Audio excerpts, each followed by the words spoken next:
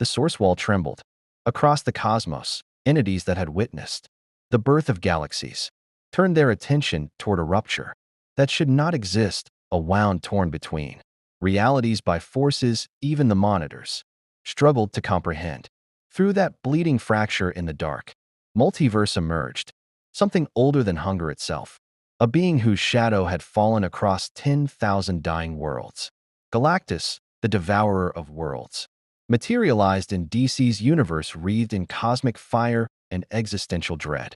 He hung in the void between Mars and Earth, a titan 30 stories tall, armor gleaming with the energies of a dead universe. His helm bore witness to civilizations that had pleaded, fought, and ultimately perished. The power cosmic crackled across his form, purple and blue lightning that rewrote physics wherever it struck. But something was wrong. The energy that sustained him, drawn from the quantum foam of Marvel's reality, flickered uncertainly here. Different laws, different fundamental forces.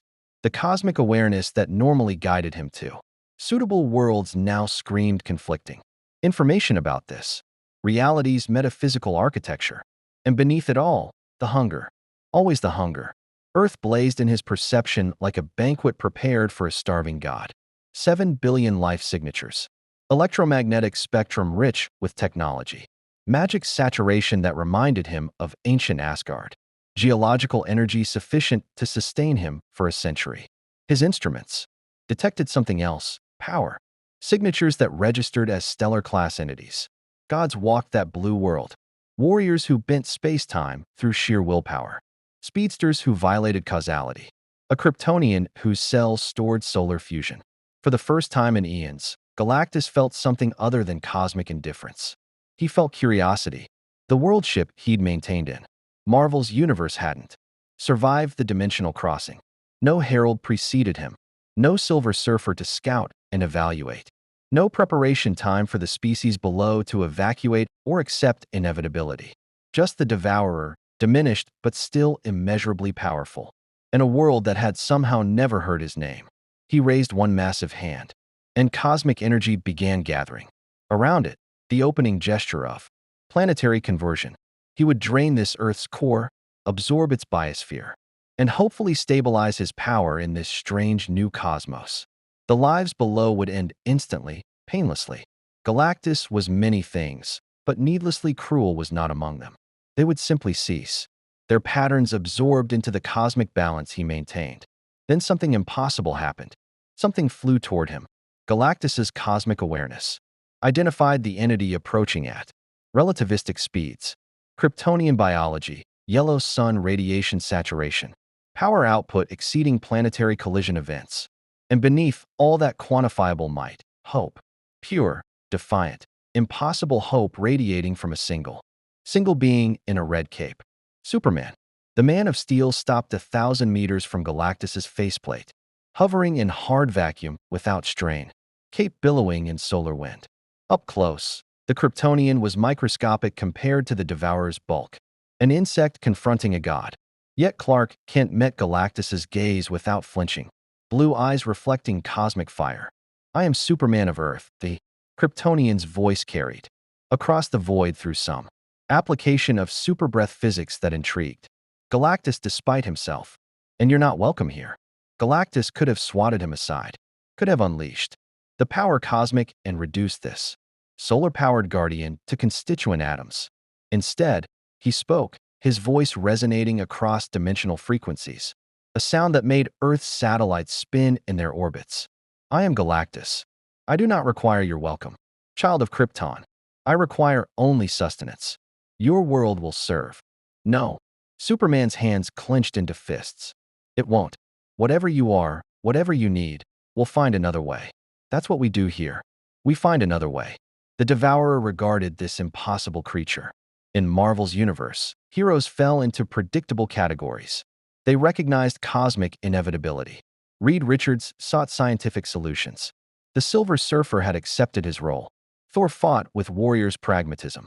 Even when they opposed him, they understood that Galactus was a universal constant, like entropy or gravity. This being, this Superman, radiated something different. Not acceptance of cosmic order, but absolute rejection of it. The fundamental belief that nothing was inevitable if you were willing to stand against it. You cannot stop me, Galactus stated simply. I have consumed galaxies before your Krypton fell. I am the hunger that ends worlds. Then you'll have to go through me first. Superman's eyes began to glow red. And I've fought gods before. Some of them learned to be better. Maybe you can too. For a moment that stretched across quantum states, Galactus paused. The hunger howled through him, demanding he end this insect and feed. But beneath the cosmic power, beneath the herald of necessity that he'd become, a fragment of memory stirred. Gallon of TAA, who had once been mortal, who had loved and feared and hoped before the universe ended and remade him. That fragment whispered a question that had never occurred to Galactus in a billion years of existence. What if there's another way? Behind Superman, Earth hung blue and green and fragile.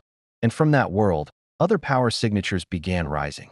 More Kryptonians, speedsters wrapped in lightning, warriors bearing the fury of Greek gods, humans in technological armor, magic users drawing power from fundamental forces, an entire planet of beings who faced cosmic threats and refused to yield. A world of heroes.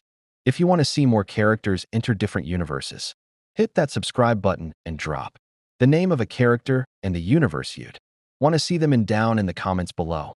Hope shines brightest in the darkest night. Galactus hung in the void between hunger and curiosity, between cosmic duty and unprecedented possibility. The power cosmic flickered around him, destabilizing further in this alien reality. He needed to feed soon, or risk discorporation. But this strange Kryptonian had asked something no being had dared ask before, not to defeat the Devourer, but to save him. The decision he made in the next moment would echo across the DC multiverse forever. The Justice League's watchtower erupted into controlled chaos the moment Galactus manifested. Batman's alert systems screamed warnings across every screen. Cosmic class threat. Power levels exceeding theoretical maximums. Mass equivalent to Earth's moon. Wonder Woman materialized from the boom tube terminus, armor manifesting as she moved. The Flash vibrated through walls rather than waste nanoseconds on doors. Cyborg's motherbox connection painted tactical data across his consciousness faster than human thought could process. That's not Darkseid, Cyborg reported, his voice tight with something that might have been awe or terror. It's not any new god. Victor, my systems are reading energy, signatures that shouldn't exist in our dimensional framework. Batman was already at the primary console, fingers flying across holographic interfaces. I'm detecting reality distortion consistent with dark multiverse breaches. But the pattern's wrong. This didn't come from our failed timelines. His eyes narrowed behind the cowl. It came from outside the multiverse entirely. Then what is it? Wonder Woman's hand rested on her sword hilt. Warrior instinct recognizing a threat that transcended conventional battle. The Flash pointed at the central view screen, where Superman hovered before a being. That made gods look small. Guys, I think we're about to find out if Superman can negotiate with whatever that thing is. Because if he can't, Barry didn't finish. They all understood. If Superman failed, Earth had perhaps minutes before what? Consumption? Destruction? The sensors couldn't even define what Galactus intended. On screen, Superman was speaking. The Watchtower's sensors couldn't capture audio across vacuum. But they watched the Man of Steel's body language, open hands, forward posture, the stance of someone seeking dialogue rather than battle. And impossibly, the Cosmic Titan was listening. He's hesitating, Batman observed, his detective's mind cataloging micro-expressions in a being 30 stories tall. Why would something with that much power hesitate? Wonder Woman stepped closer to the screen, her warrior's eye seeing what Batman's analysis confirmed. Because Superman is reminding it of something. Look at its posture. That's not aggression. That's... She paused, searching for words. Uncertainty. In the void between worlds, Galactus spoke again, his voice resonating across frequencies that made Earth's ionosphere shimmer. Your defiance is noted. Kryptonian. But defiance changes. Nothing. I am cosmic. Necessity. The universe requires balance. Worlds must fall, so that existence continues. Superman didn't retreat. Instead, he flew closer, into the corona of cosmic energy that surrounded Galactus like a dying star's atmosphere. The power cosmic crackled across his invulnerable skin, testing, probing. It could hurt him, Superman realized. This entity wielded forces that bypassed Kryptonian biology's advantages. I've heard that argument before, Superman replied, his voice carrying absolute conviction. Darkseid claims he brings order. Brainiac says he preserves knowledge by destroying worlds. Every tyrant in the cosmos justifies their actions by claiming necessity. He met Galactus's cosmic gaze directly. But there's always another way. Always. You just have to be willing to find it. I am not a tyrant. Galactus's tone carried something that might have been offense, or perhaps the distant echo of wounded dignity. I am a fundamental force. I do not choose to hunger. I simply am hunger. You're talking to me, Superman countered. Forces don't talk. Forces don't hesitate. There's something in you that remembers being more than hunger. I can sense it. The part that was mortal once, that understood hope. Galactus recoiled slightly. A movement barely perceptible in something so massive but unmistakable to Superman's perception. The Kryptonian had struck something vital. Some buried memory that cosmic transformation hadn't entirely erased. Gallon of TAA died when the previous universe ended, Galactus said. But his voice had changed, quieter, almost vulnerable. Only the Devourer remains. I don't believe that. Superman drifted closer still, now within arm's reach of the cosmic being. I've met beings who claim to be pure power, pure destruction. Some of them found another path. Orion fights his father's nature every day. Captain Atom contains apocalyptic force but chooses heroism. Even Darkseid, Superman's expression darkened, was something different once. Before Apocalypse corrupted him. If they can choose, so can you. In the Watchtower, the League watched in breathless silence as something unprecedented unfolded. This wasn't battle. This wasn't even conventional negotiation. This was Superman doing what he did best, finding the hero inside someone everyone else had written off. He's trying to recruit it, Batman said softly. And there was something in his voice that might have been admiration or concern. Perhaps both. He's trying to turn a world-ending threat into an ally. Madness, Wonder Woman breathed. Brilliant madness. Aquaman's hologram flickered into existence. Transmitted from Atlantis where he'd been coordinating oceanic evacuation protocols. Whatever Superman's attempting, it won't matter if that being decides to feed. My telepaths are sensing something from it, a hunger so vast it makes the ocean's depths look shallow. If it attacks, it won't, Flash interrupted, his eyes fixed on the screen. Look at Superman's heat vision. It's not charging. He doesn't think he'll need it. He actually believes he can reach this thing. Galactus hung in the cosmic void, power cosmic flickering uncertainly around his form. The hunger gnawed at him with increasing urgency. His energy reserves depleted further with each passing moment in this dimensionally incompatible reality. Soon, feeding wouldn't be choice but survival imperative. Yet this impossible Kryptonian stood before him radiating such absolute conviction that for the first time in eons, Galactus questioned his own nature. Even if I wish to cease, Galactus said slowly, the hunger is not a choice. It is my existence. Without sustenance, I will cease to be, and my cessation would unbalance forces you cannot comprehend. Then we find you sustenance that doesn't require destroying inhabited worlds. Superman replied immediately, as if he'd already considered this problem. This universe is vast. There are dead worlds, stellar phenomena, energy sources we haven't even cataloged. You need to survive, I understand that. But survival doesn't require genocide. Galactus tilted his massive head, studying this strange being who negotiated with cosmic forces as if bargaining for groceries. In Marvel's universe, such naivete would be dismissed. But here, in this reality where gods chose to be heroes rather than conquerors, perhaps naivete was something else. Perhaps it was wisdom he'd forgotten. And if no such sustenance exists in this universe, Galactus asked, if the hunger can only be satisfied by living worlds, what then, Superman of Earth? Superman's answer came without hesitation, and it struck Galactus with more force than any physical blow could have managed. Then I'll help you find a way back to your universe, or we'll discover something new together. But I won't let you destroy my world, and I won't abandon you to starvation. That's not who we are here. We save everyone. even cosmic beings who think they're beyond saving. In that moment, hanging between hunger and hope, Galactus felt something he hadn't experienced since. Gallon of TA watched his universe die, the possibility of change. Not the cyclical change of cosmic forces, but genuine transformation. Evolution not of power, but of purpose. Behind Superman, Earth continued its rotation, a blue jewel filled with beings who apparently made a habit of attempting the impossible, and against every cosmic imperative, every eon of conditioning, every fundamental law of his existence. Galactus spoke words that had never been said by the devourer of worlds. I will hear your proposal, Kryptonian, but the hunger will not wait long. If you cannot provide alternative sustenance, I will do what I must to survive. Superman's face broke into a smile that somehow seemed brighter than the sun he drew power from. That's all I'm asking for, a chance. Come to Earth. Meet the others. Between all of us, the Justice League, our scientists, our magic users, will find an answer. He did it, Flash whispered in the watchtower. That crazy son of a gun actually did it. Batman's expression remained grim behind his cowl. No, he bought us time. Now we have to deliver on his promise, or we've just invited apocalypse into our living room. He turned to Cyborg.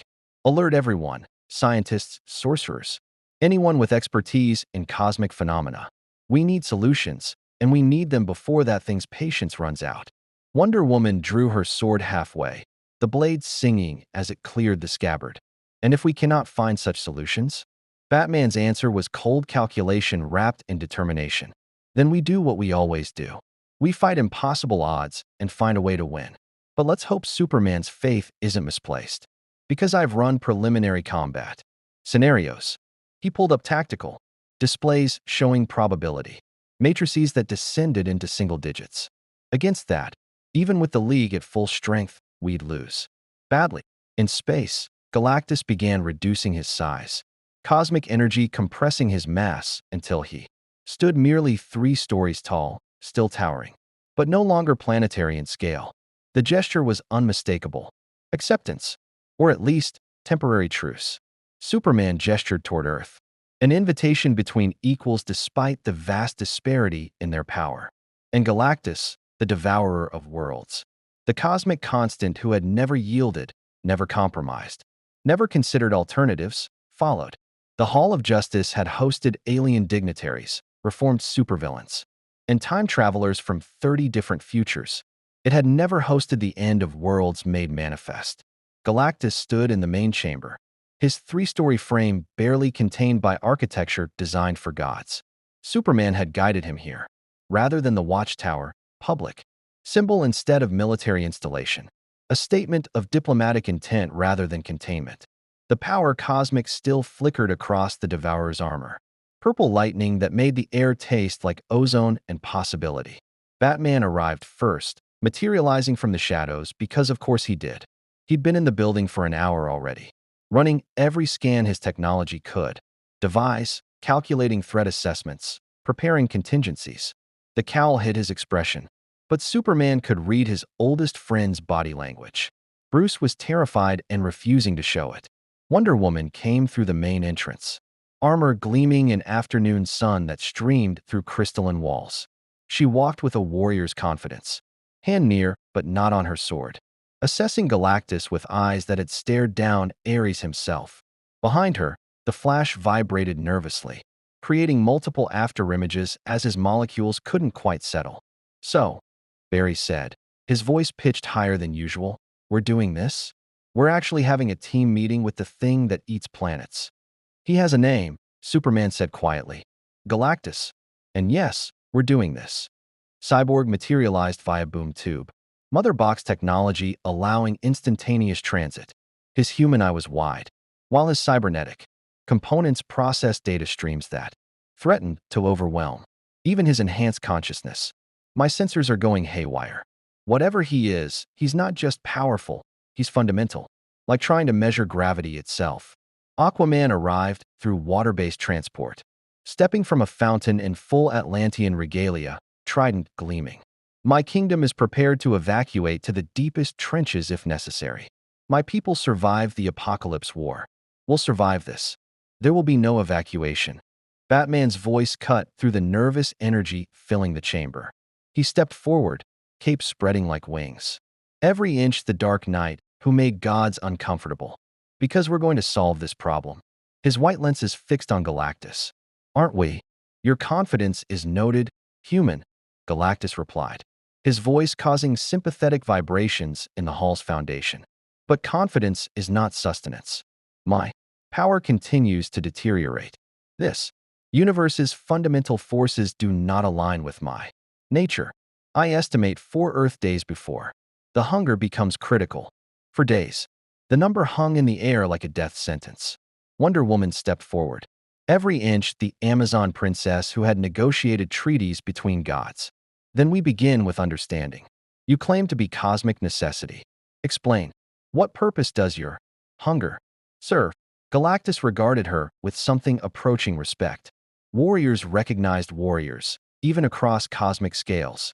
In the universe of my origin, I maintain balance. I consume worlds that have reached evolutionary apex, preventing overgrowth that would collapse. Dimensional stability. I am predator and gardener. Both. Without my function, reality itself would become unstable. You're a control mechanism, Cyborg said, his analytical mind parsing the concept. Like cosmic population control, a crude but adequate description. Batman's mind was already 3 steps ahead. But you're not in your universe anymore. Which means either your function doesn't apply here, or his eyes narrowed. This universe already has its own control mechanisms. The implications crashed through the assembled heroes like a tidal wave. Superman felt his stomach tighten. The anti-monitor. The monitors. The source wall. We have our own cosmic regulatory systems. Precisely, Galactus confirmed. Which presents a paradox. I still hunger. Still require sustenance to exist. But I no longer serve purpose in this reality. I am necessity rendered obsolete. The existential weight of that statement settled over the chamber. A being whose entire existence revolved around cosmic function, suddenly functionless. It would be like stripping Superman of his ability to save people, or taking away Batman's crusade against crime. Not just power loss, but identity annihilation. That's why you hesitated, Superman said softly.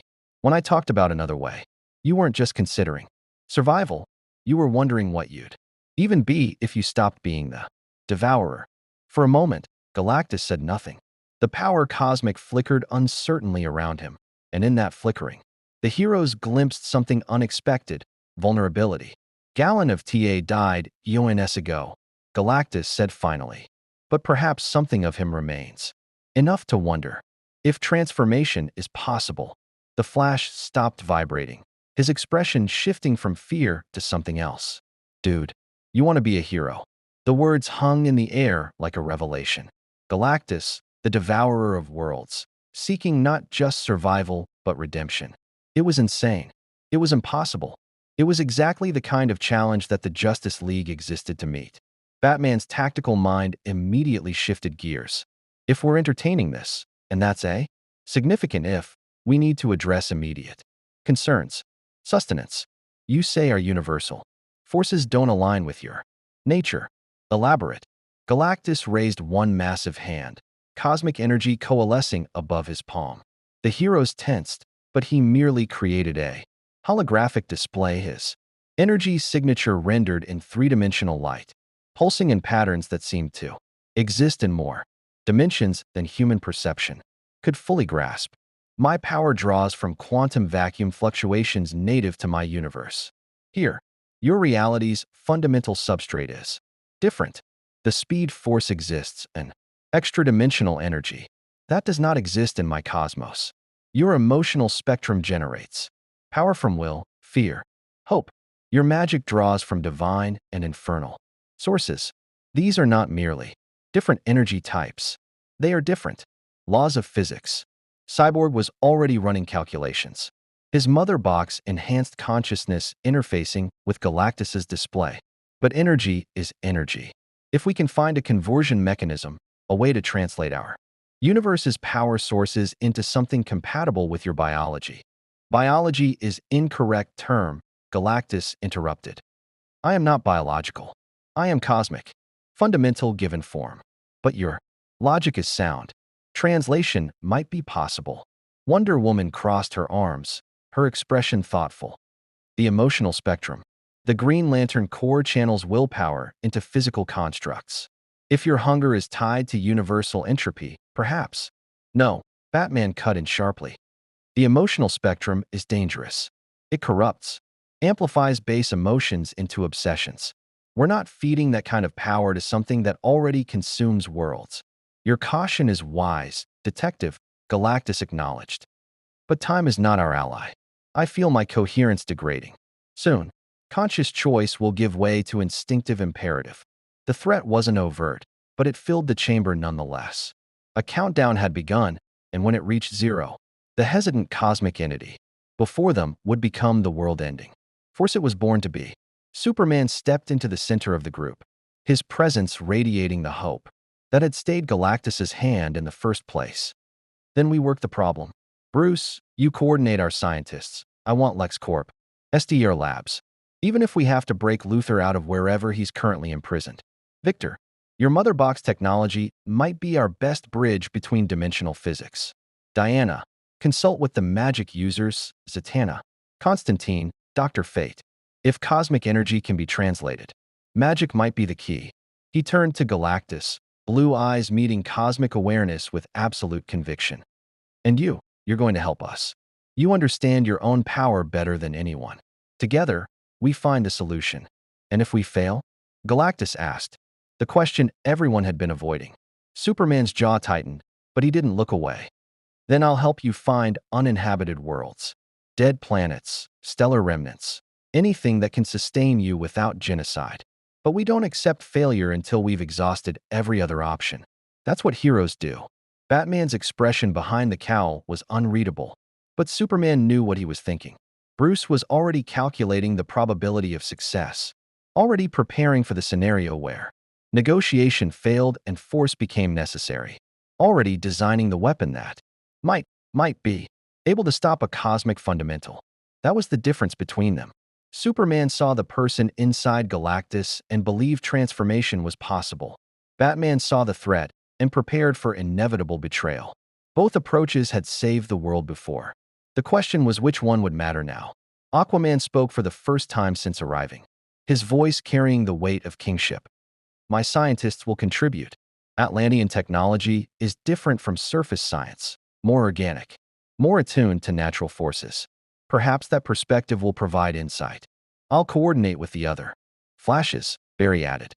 If anyone understands weird dimensional physics and impossible energy sources, it's speedsters. Plus, the Speed Force is basically pure possibility made manifest. Maybe there's something there. One by one, the League committed to the impossible task.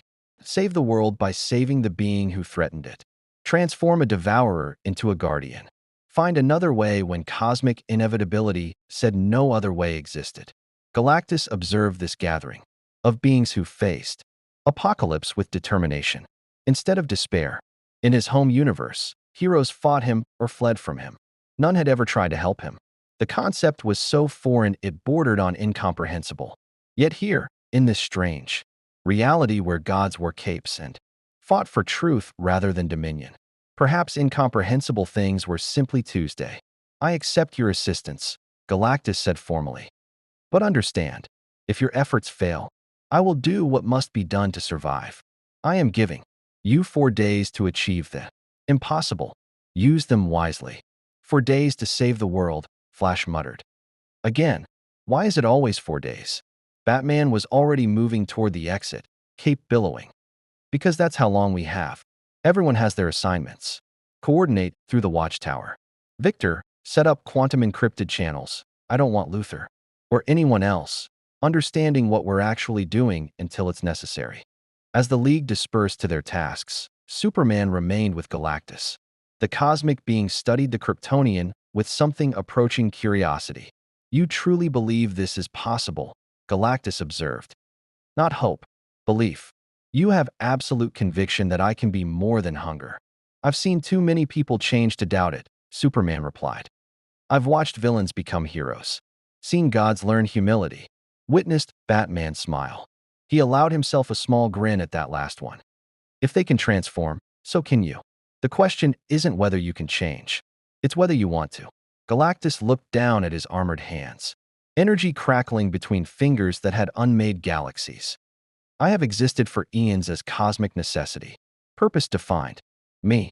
Without that purpose, you find a new one, Superman finished. You become something better, not because the universe requires it, but because you choose it. He placed a hand on Galactus's armored leg. The gesture absurd given the scale difference, but somehow profound. That's what free will means. That's what heroism is. Not cosmic duty, but personal choice to stand between others and harm. The devourer of worlds stood silent in the Hall of Justice, contemplating concepts that had never applied to his existence before. Choice, free will, heroism not as function but as aspiration. Outside, the sun was setting on a world that didn't know how close it had come to annihilation. For days until that temporary reprieve expired. 4 days to achieve the impossible. In Gotham, Batman was already assembling his contingency. In laboratories across Earth, scientists began receiving encrypted data packages. In the hidden dimensions where magic dwelt, sorcerers felt cosmic forces shifting in unprecedented patterns. The countdown had begun, and whether it ended in salvation or apocalypse would depend on whether heroes could remind a cosmic force what it meant to be mortal, vulnerable, and capable of choosing hope over hunger. SDR Labs, Metropolis. 16 hours since first contact. Dr. Silas Stone stood before holographic projections that made his brain hurt, and he'd helped design Cyborg. Beside him, Professor Martin Stein, one half of Firestorm, manipulated quantum models with trembling hands. They'd been joined by Hamilton, Irons, Palmer, and a dozen other minds who represented Earth's scientific elite. It's not possible, Hamilton said for the third time, staring at Galactus's energy signature data. This isn't just exotic physics. It's like, imagine trying to run Windows software on hardware that operates on completely different mathematical principles. Not just incompatible, fundamentally alien. And yet he exists here, Silas countered, adjusting his glasses as Victor's data streamed through his tablet, which means translation is occurring, however imperfectly. The question is whether we can optimize it. Ray Palmer, the atom, had shrunk to subatomic scale and was examining cosmic energy samples Galactus had provided. His voice came through speakers, tinny but excited. The particle structures are fascinating. They're not quantum foam exactly, but they occupy similar conceptual space. If I can find the resonance frequency, he paused. Wait, this is insane. These particles are storing information. Massive amounts. I think when Galactus consumes a world, he's not just taking energy. He's absorbing and preserving everything about it at quantum level. The implications silenced the room. He's an archive, Stein breathed. A living library of every civilization he's ever consumed, which makes him infinitely more valuable than we realized, Silas said grimly, and infinitely more dangerous to lose. If he dies here, billions of species die with him, Hamilton finished. Permanently. The weight of their task had just increased exponentially. Across Metropolis, in a building that officially didn't exist, Amanda Waller watched satellite feeds of the Hall of Justice through cigarette smoke and cold calculation. Beside her, a hologram of Lex Luthor flickered, transmitted from Belle Reve, where he was currently serving his latest sentence. An entity that consumes planets, Luthor said, his voice carrying barely contained excitement. And Superman invited it to Earth. Fascinating. The alien's arrogance knows no bounds. Your assessment? Waller's tone was clipped, professional. She didn't like consulting with Luthor, but genius was genius. That thing represents either the greatest threat Earth has ever faced or the most powerful weapon we could ever acquire. Luthor's smile was predatory. The question is which one we make it. Superman seems to believe it can be reasoned with. Superman believes everyone can be redeemed. Luthor's hologram leaned forward. He's wrong, of course, but occasionally his naivete creates opportunities. If the League succeeds in stabilizing this Galactus, we gain a cosmic-level asset. If they fail, we need contingencies, Waller interrupted. Real ones. Not Justice League optimism. Luthor's smile widened. I've already begun designs. If you can get me tissue samples, energy readings, Full spectrum analysis. I can build something that will neutralize it. Permanently. Waller crushed out her cigarette. The League won't cooperate. Then don't ask them. You have assets they don't know about. Luther's expression turned serious. Amanda, I understand your hatred of Superman's methods as well as anyone. But if that cosmic entity turns on us, half measures won't suffice. We need a weapon that can kill God itself. The director of Task Force X considered this. Superman would never approve. Batman would suspect immediately. But Waller's job wasn't to play nice with heroes. It was to protect Earth by any means necessary. I'll get you what you need, she said finally. But Lex, if you're playing me, if this is another scheme. I'm many things, Amanda, but I'm not suicidal. Luther's hologram flickered. That entity could crack Earth like an egg. Whatever our differences, I prefer my planet intact. The Rock of Eternity materialized in response to Shazam's summons.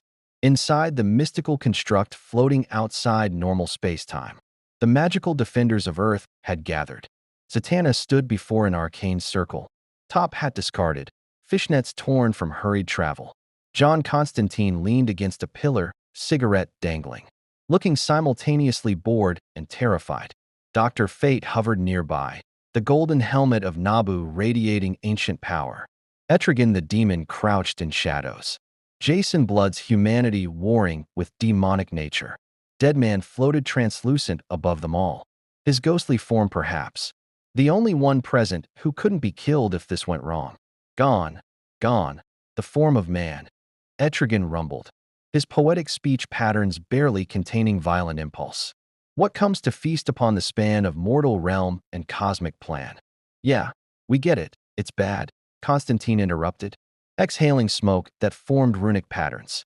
Cosmic horror, end of worlds, we're all properly terrified. Question is, what are we doing about it? The entity Galactus exists partially outside our dimensional framework. Fate's dual-toned voice, Nabu and host speaking, simultaneously, resonated through the chamber.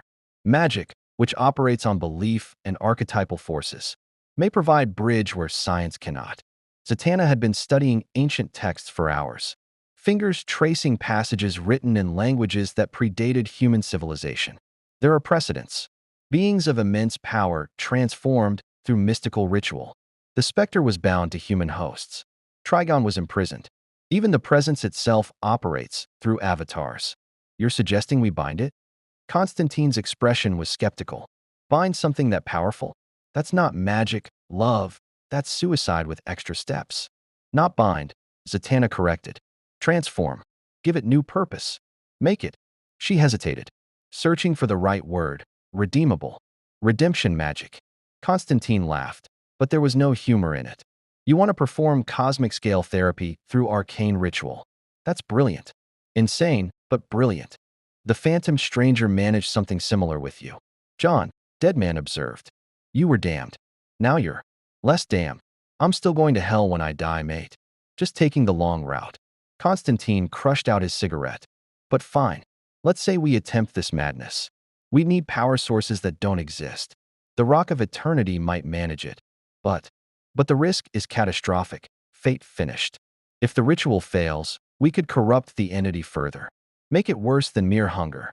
We could create something that devours not worlds, but reality itself. The magical defenders fell silent, contemplating their impossible task. Science would try to solve the energy problem. But even if they succeeded, what then? Galactus wasn't just a power source issue. He was a being whose entire identity revolved around consumption. You couldn't just change his diet and call it redemption. You had to change his soul. There's something else, Zatanna said quietly. I've been reading the Oraculum. Cosmicus, the book that allegedly predicted the first crisis. There's a passage about the hunger from beyond arriving in the DC universe. It says, she swallowed hard. It says the hunger will either become Earth's greatest protector or destroy the multiverse itself. No middle ground. Prophecy's tricky business, Constantine muttered. Always multiple interpretations. The Oraculum has never been wrong, Fate stated flatly. Which meant they weren't just trying to save Earth. They were standing at a cosmic crossroads, where one path led to salvation, and the other to multiversal annihilation. No pressure. Hall of Justice. 22 hours since first contact. Galactus had not moved from his position in the main chamber, conserving energy while scientists and sorcerers worked their respective miracles. Superman remained with him, partly as liaison, partly as moral support, partly as the only being present who truly believed this could work. Your world's desperation is palpable, Galactus observed, cosmic awareness allowing him to sense the frenetic activity across the planet. Yet also its hope, an unusual combination. That's humanity, Superman replied. We're terrified and optimistic in equal measure. It's kept us alive through every impossible crisis. In my universe, hope is seen as weakness. Pragmatism reigns. Then maybe that's why you're here. Superman looked up at the cosmic being, blue eyes serious. Maybe the universe, whichever intelligence governs reality, decided. You needed to learn a different way. That cosmic necessity isn't the only truth. You believe reality itself has purpose? I have to, Superman said simply. Otherwise, why fight? Why save anyone? If it's all random chaos, then Darkseid's right and nothing matters. But I've seen too many miracles to believe in meaninglessness. You appearing here, choosing to listen instead of consume, that's not coincidence. Before Galactus could respond, Batman strode into the chamber, cape billowing with barely contained urgency. Behind him, Wonder Woman and Cyborg followed. We have preliminary results, Batman announced without preamble. And complications. Superman's stomach tightened. What kind of complications? The good news, Ray Palmer believes he's found the quantum resonance that might allow translation between your cosmic energy and our universal forces. Batman's jaw was tight. The bad news. Achieving stable translation would require an energy source approximately equivalent to our sun's total output over 1 billion years, delivered instantaneously. The chamber fell silent. That's impossible, Superman said finally. With conventional technology, yes. Batman's white lenses fixed on Galactus. But we're not dealing with conventional anything. There are 3 possible sources of that magnitude. The first is the speed force, if we could tap its full potential simultaneously, which would kill every speedster on Earth, Flash said, vibrating into the chamber at that exact moment, having heard every word at super speed, and probably collapse the speed force itself. Next option, the emotional spectrum, Batman continued. Specifically, if we could channel all 7 cores simultaneously through a single focal point. The last being who tried that became a god and nearly destroyed reality. Wonder Diana interjected. Voltum's madness was fueled by exactly that kind of power. Absolutely not. Which leaves option 3, Batman said grimly. The source wall. Everyone in the chamber understood the implications immediately. The source wall, the boundary at the edge of the DC universe where the presence's power became absolute, where cosmic entities who sought its power were trapped for eternity, absorbed into the wall itself. To draw power from the source wall was to risk universal destruction or salvation. The source, Galactus said thoughtfully. I have sensed it since arriving. A power that dwarfs even the cosmic abstracts of my home universe. To draw from it would be insanely dangerous, Superman finished, but might work. Batman pulled up holographic schematics. Dr. Fate believes a ritual anchored at the Rock of Eternity, channeling source wall energy through a stabilized conduit, could provide the necessary power for conversion. The conduit would need to be someone capable of withstanding cosmic forces. Someone invulnerable. No. Diana's voice was sharp. You're not suggesting Clark do this. I'm suggesting it's the only option, Batman replied, his tone allowing no argument. Superman is the only being on Earth with the necessary durability and cellular structure to act as living battery. His Kryptonian biology stores solar energy at quantum level. If we could use him as the conversion medium, you'd kill him, Diana snapped.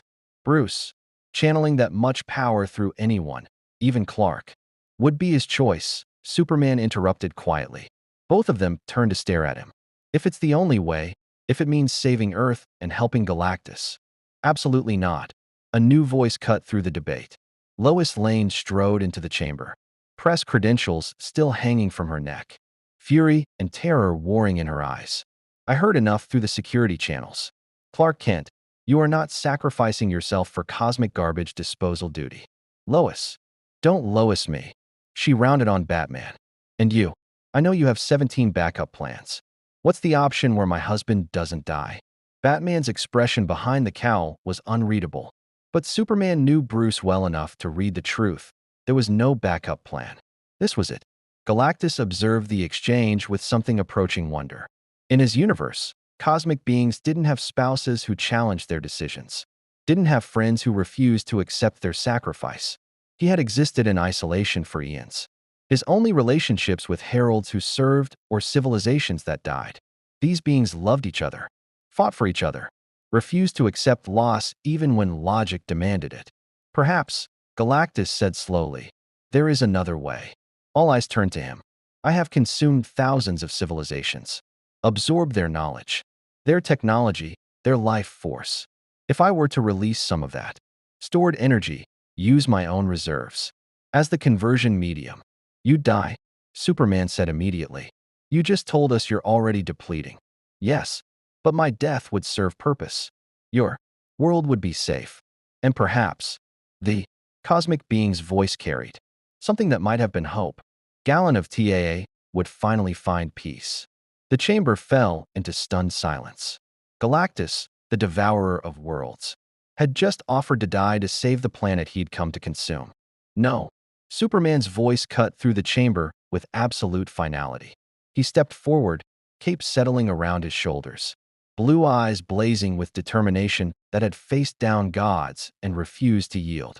You don't get to do that, Clark continued, his tone leaving no room for argument. You don't get to come here seeking another way, asking for help, making us believe redemption is possible, and then choose suicide. The moment it gets difficult, Galactus tilted his massive head. IT would be pragmatic, efficient. Your world survives. I find peace. All problems resolved. Except you, Lois interjected, stepping beside her husband with the fearlessness that made her one of the planet's greatest journalists. You'd be dead. And Clark's right. That's not redemption. That's giving up. I am a cosmic entity eons old, Galactus replied, though his voice carried confusion rather than offense. My existence or non-existence is simply state change. Why does it matter? Because every life matters, Superman said firmly. That's not sentiment. That's truth. You came here carrying the preserved quantum patterns of billions of civilizations. Their stories, their knowledge, their hopes. If you die, they die permanently.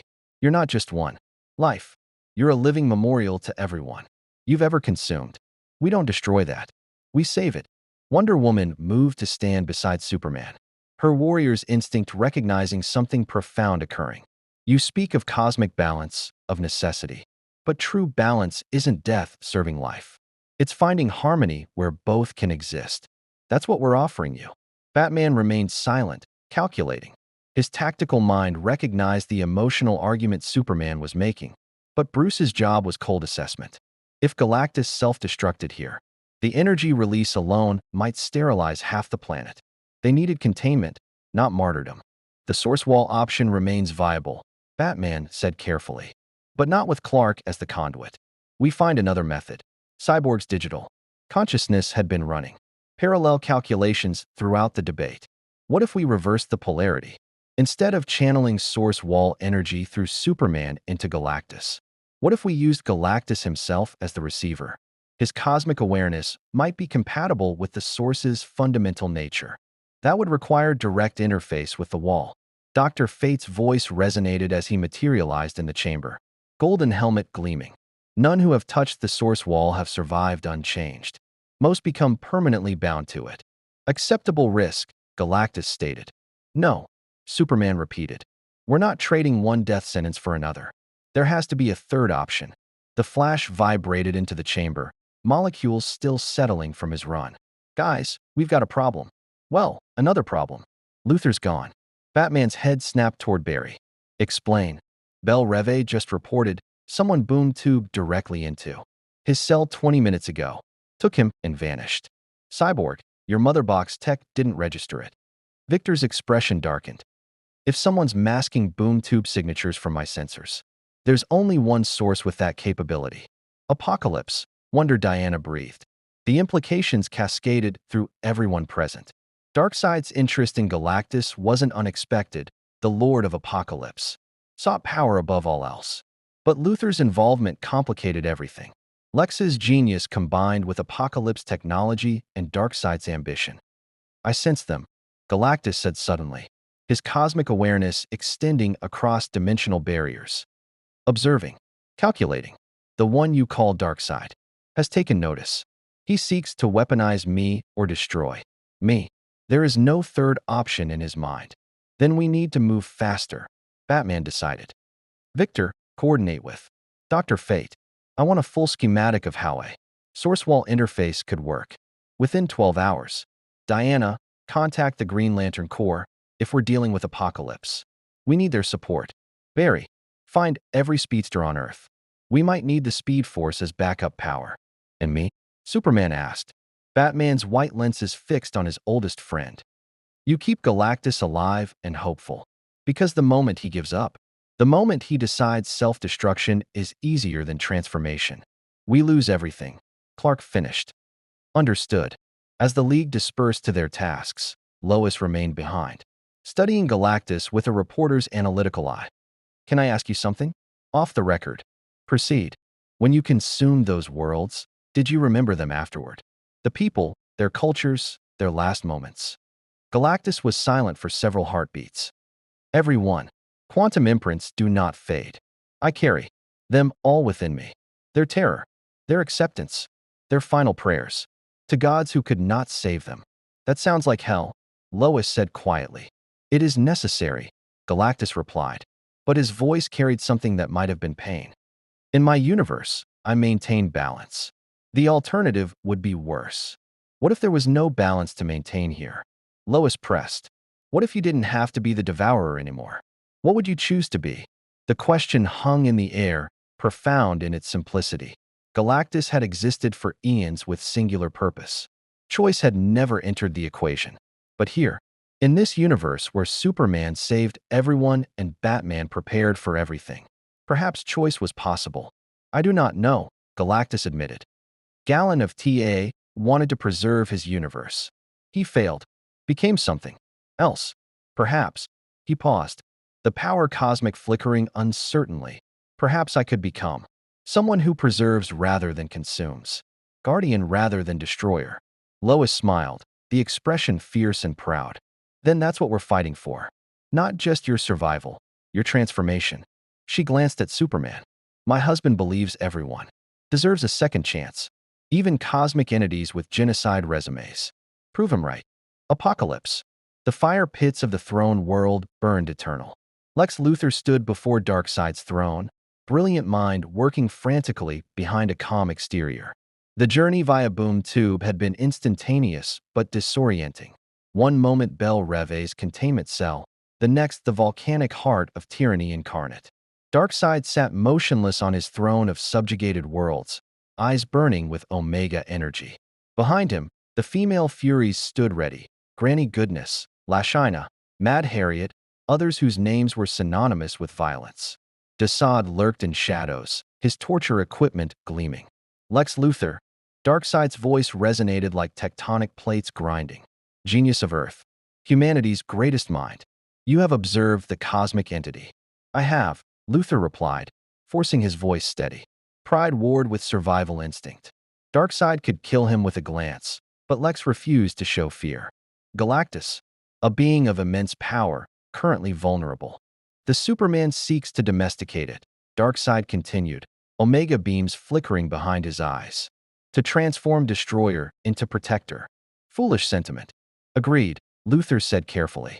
But Superman's sentimentality aside, the tactical situation is complex. Galactus requires energy sources this universe cannot naturally provide. The Justice League is attempting to bridge that gap using the source wall.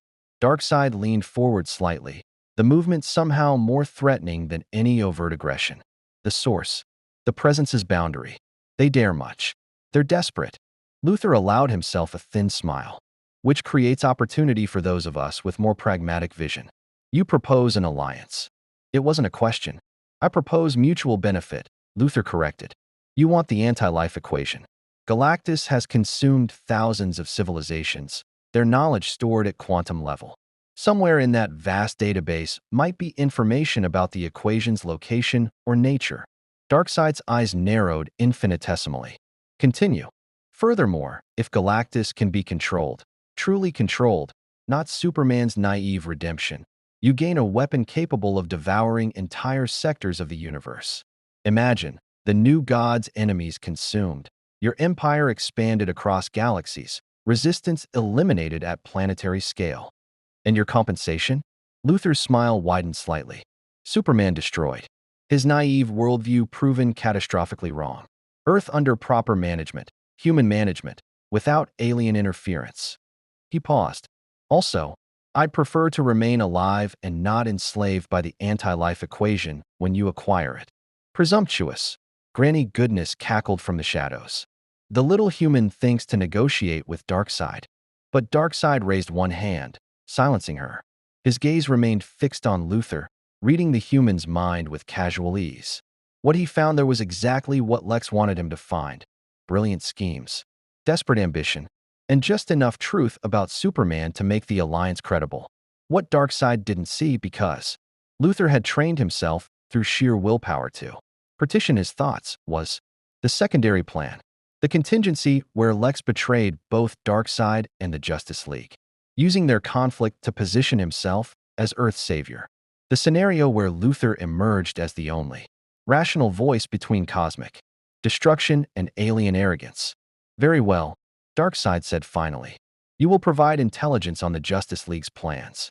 In exchange, I will not obliterate your homeworld when I claim Galactus. A generous offer, Luthor replied, managing to sound sincere. How do you plan to claim something that powerful? Darkseid's smile was terrible to behold. With a weapon I have been constructing since the Darkseid War. A device that can bind cosmic entities to my will. He gestured, and holographic schematics appeared, complex beyond human comprehension. But Luthor's genius parsed them instantly. A cosmic harness, not merely control technology, but metaphysical chains that could enslave fundamental forces. If it worked on Galactus. Impressive, Luthor admitted. When do we move? When the Justice League weakens it attempting their conversion. Darkseid replied. When Galactus interfaces with the source wall, his consciousness will be vulnerable. That is when I strike. His Omega beams flared. And you, Lex Luthor, will ensure Superman cannot interfere. Luthor nodded, mind already calculating probability matrices. The odds of survival were poor. The odds of success even worse. But the odds of doing nothing while Superman proved heroism could redeem anything? Unacceptable. Consider it done, Luthor said. Hall of Justice. 38 hours since first contact. Superman found Galactus standing on the observation deck. Massive form silhouetted against Earth's rotation below. The planet looked impossibly fragile from this height. A blue marble that contained everything worth protecting. Beautiful, Galactus observed. I have seen billions of worlds. Each unique. Each precious to those who called them home. And I consumed them all. You maintained balance, Superman replied, joining him at the window. At least, that's what you believed. Belief and truth are not always aligned. Galactus's voice carried profound weariness. I told myself each world's death served purpose, prevented greater catastrophe. But standing here, contemplating the beauty I nearly destroyed. He paused. I wonder if I was simply monster wearing necessity's mask. You're not a monster, Superman said firmly. Monsters don't question themselves. Monsters don't hesitate. Monsters don't offer to sacrifice themselves to save others. He placed a hand on Galactus's armored leg again, the gesture becoming familiar between them. You're someone who's carried an impossible burden for eons. Someone who deserves the chance to put that burden down. And if I cannot, if the hunger overwhelms me regardless of your efforts. Superman's jaw tightened. Then I'll stop you, whatever it takes. But I'll do it believing you tried, that you wanted to change. That's worth something. To you, perhaps. To the civilizations I have destroyed. My intentions matter little. Maybe, Superman acknowledged. But redemption isn't about erasing the past. It's about choosing differently in the present. You can't save the worlds you consumed, but you can save this one, and every world after.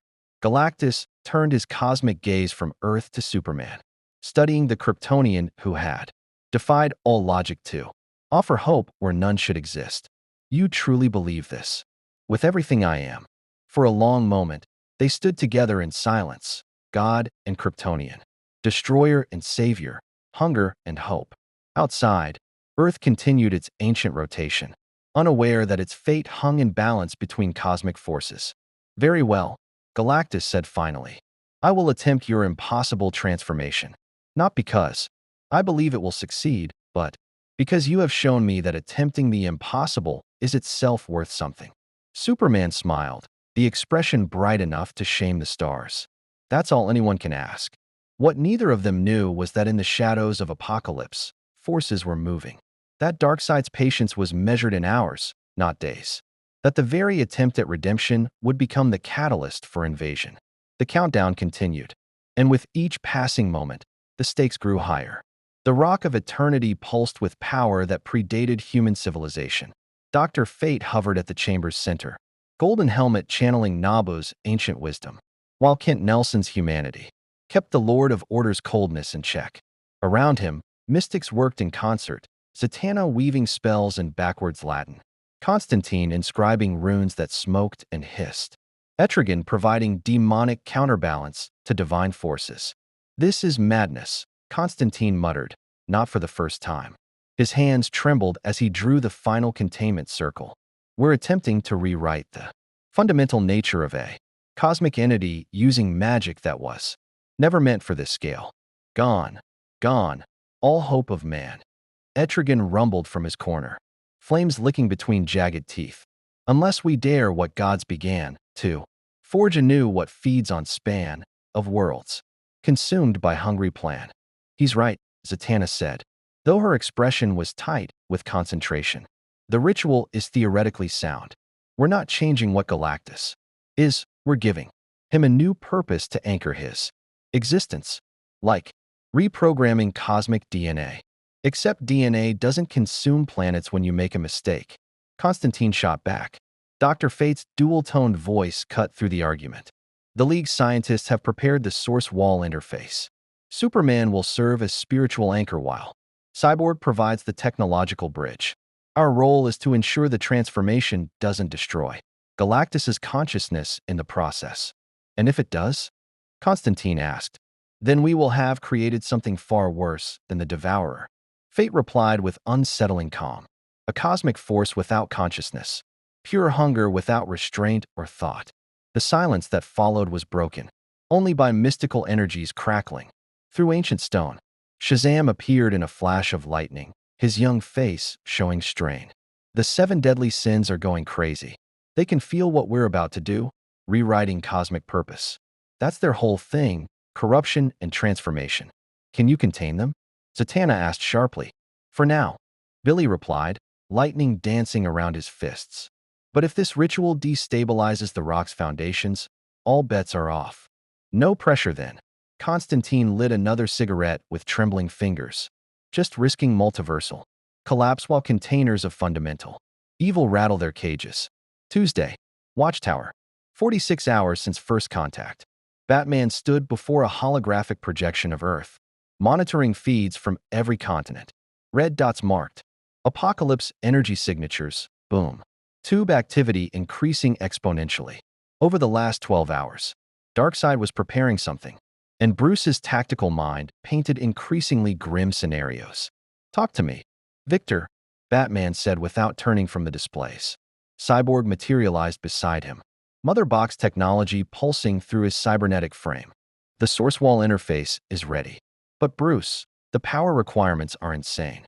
Even with Galactus as the receiver, channeling that much source energy through anyone could. Could what? Victor hesitated. Could alter them fundamentally. The source isn't just power. It's the raw potential of creation itself. The presences will made manifest. Touching it changes people.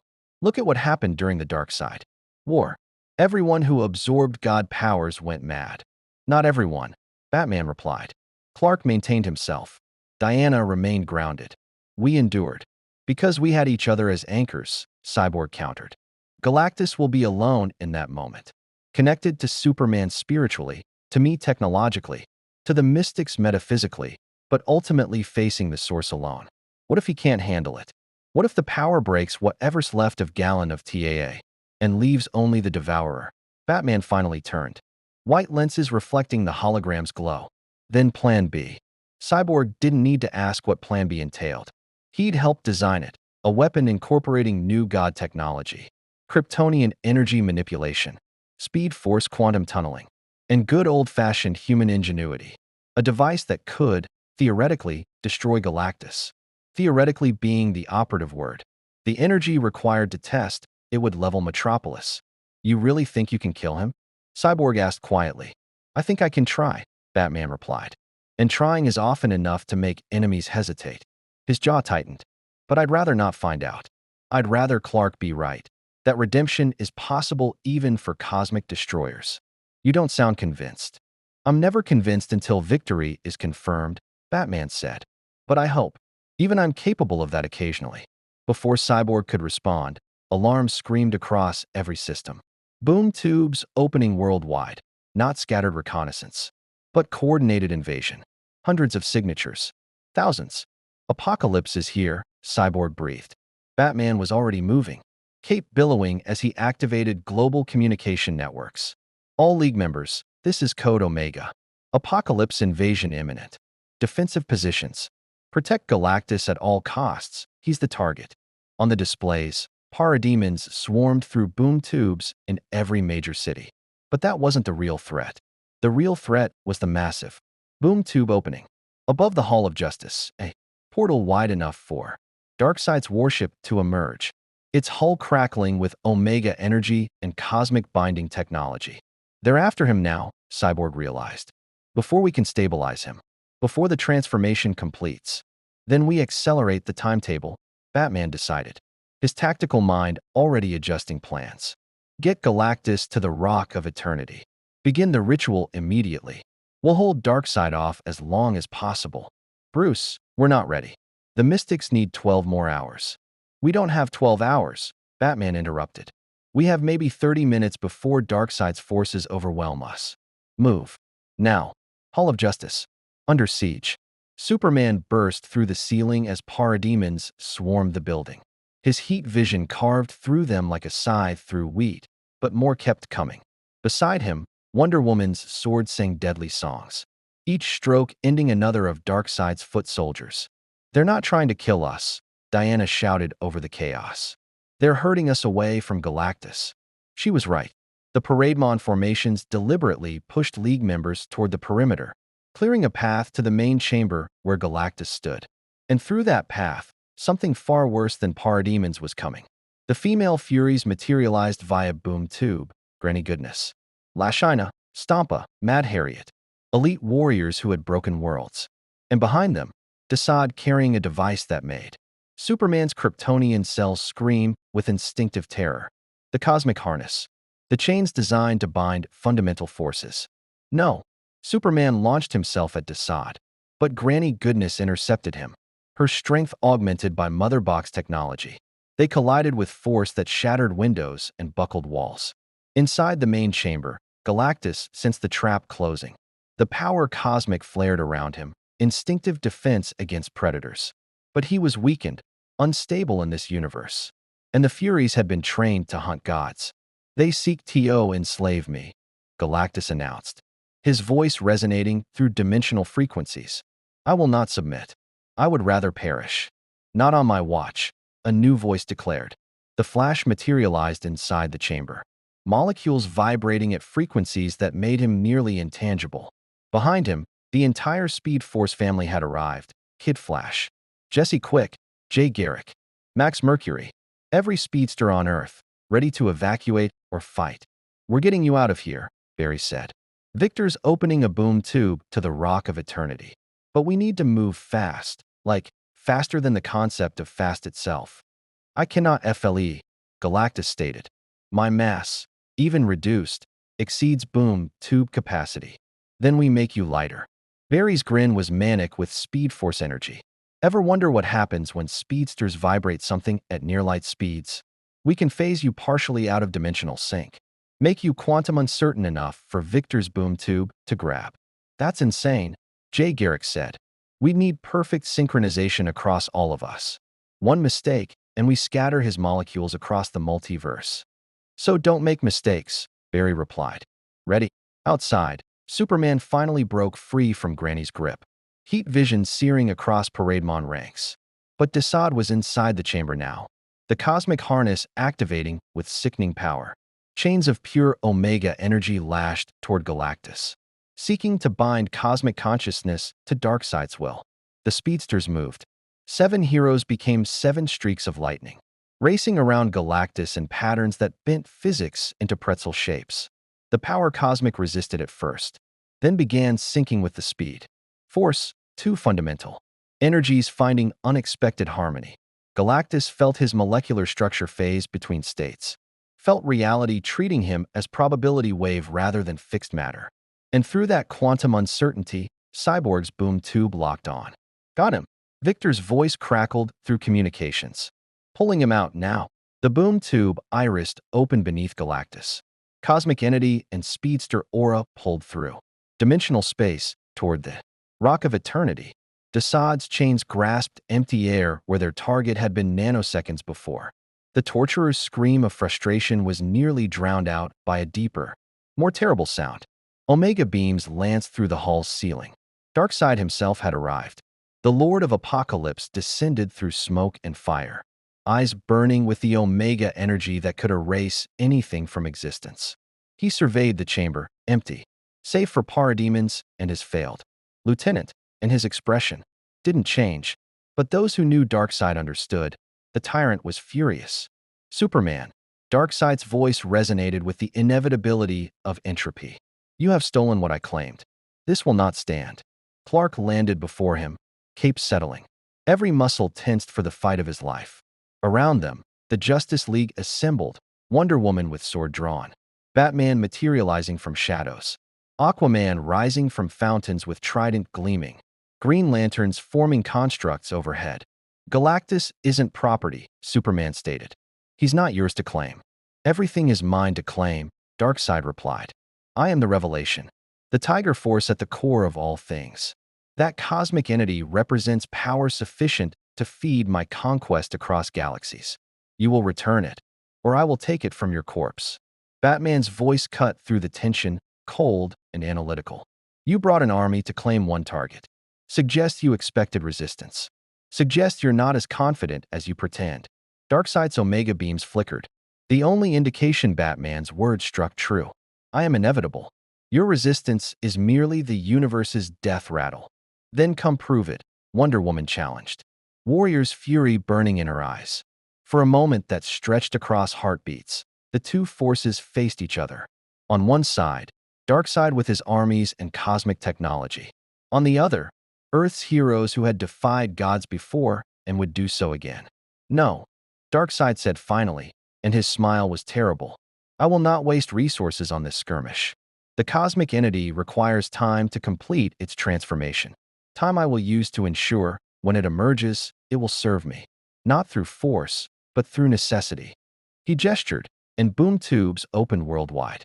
The parademons retreated, the furies vanished. And within moments the invasion evaporated like nightmare at dawn. But Darkseid's words hung in the air, poisonous with implication. What does he mean? Flash asked, vibrating with nervous energy. Batman understood first, his detective's mind parsing the threat. He's not trying to capture Galactus anymore.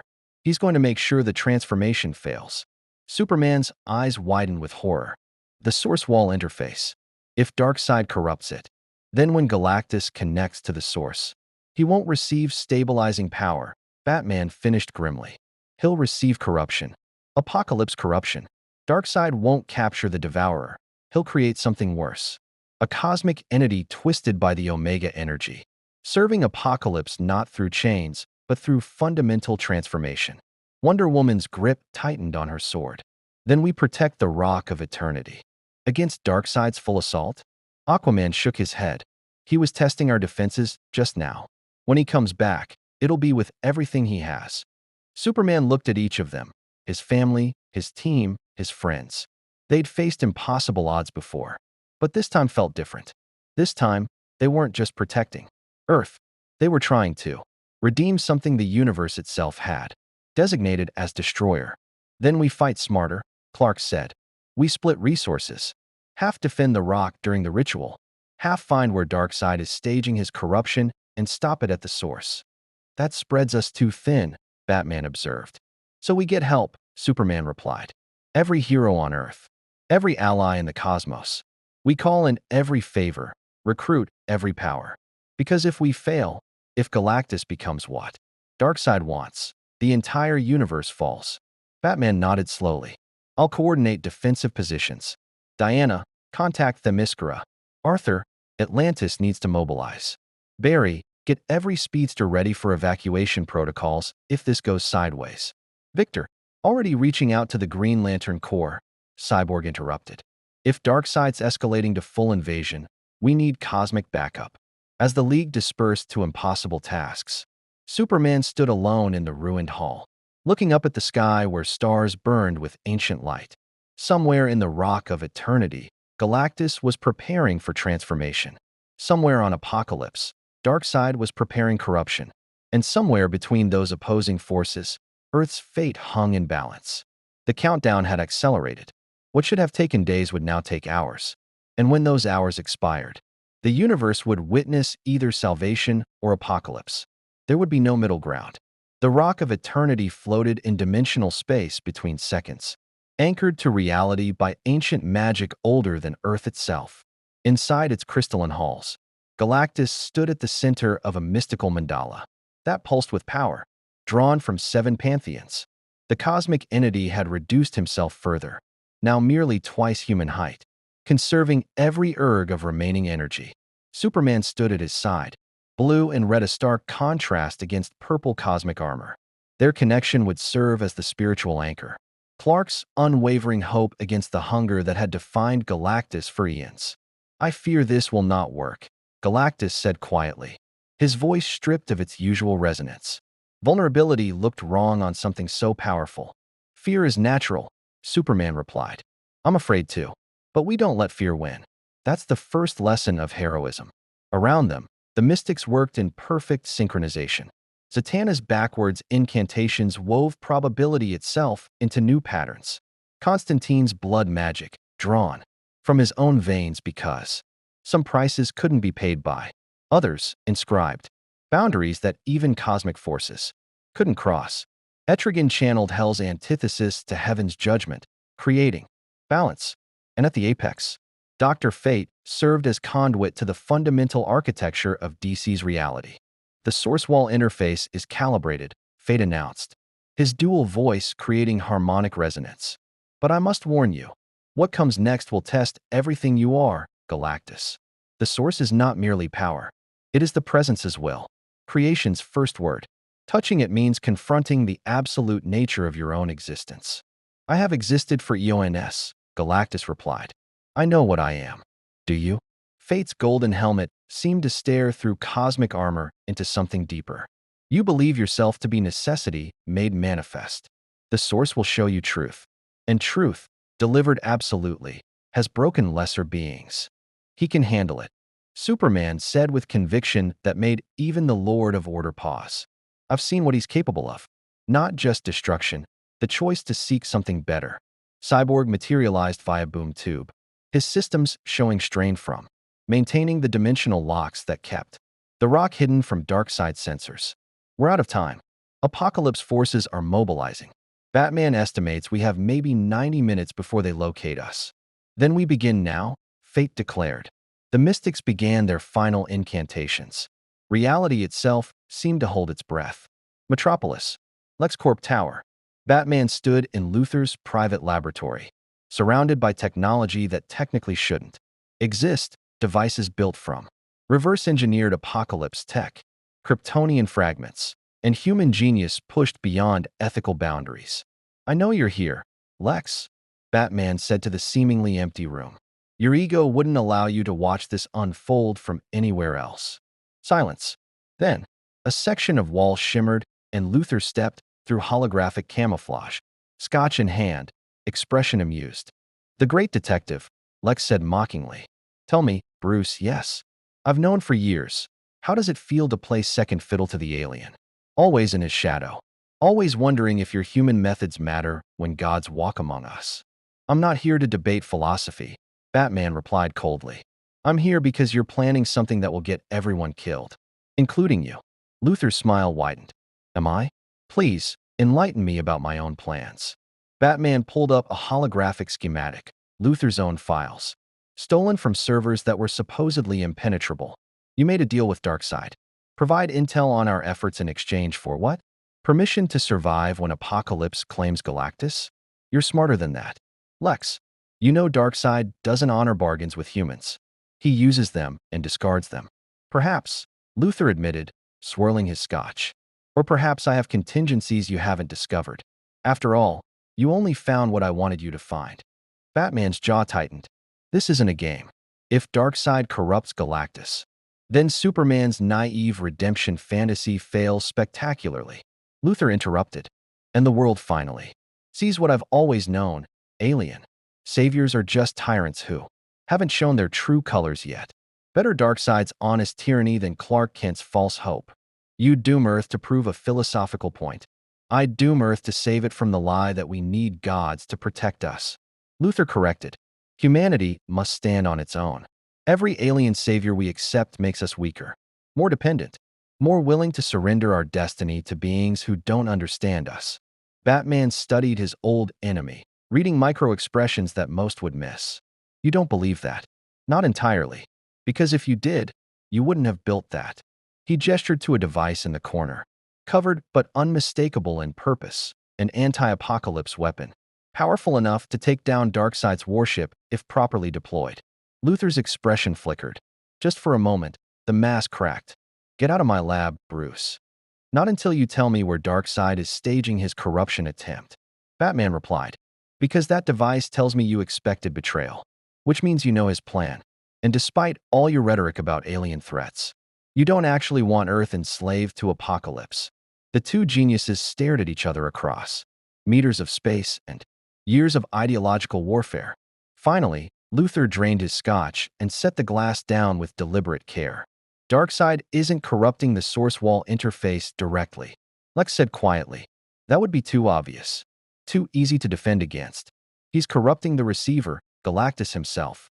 Or more specifically, the quantum imprints Galactus carries of every civilization he's consumed. Batman's mind raced through implications. He's infecting the preserved consciousness.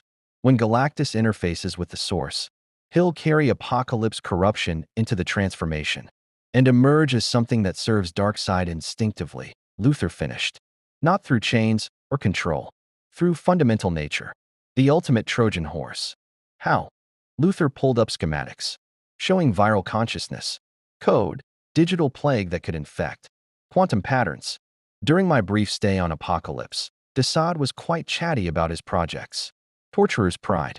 He spent decades developing consciousness viruses, usually uses them on captured new gods. This version is scaled up, weaponized, designed to corrupt the preserved thoughts of billions. When does he deploy it? He already has. Luthor's smile was grim. The cosmic harness wasn't meant to capture Galactus. It was a delivery system. Desaad injected the virus when his chains made contact. It's gestating now, spreading through Galactus's quantum consciousness. When the source wall interface activates, the corruption will too. Batman felt something cold settle in his chest. The transformation will be poisoned from the inside. Exactly. And there's no countervirus. No cure. Once the source energy flows, the corruption becomes permanent. Luthor poured another scotch. So you see, Bruce, we've already lost. Whether Superman admits it or not. Batman was moving before Luthor finished speaking. Communication device already active. Clark, abort the ritual.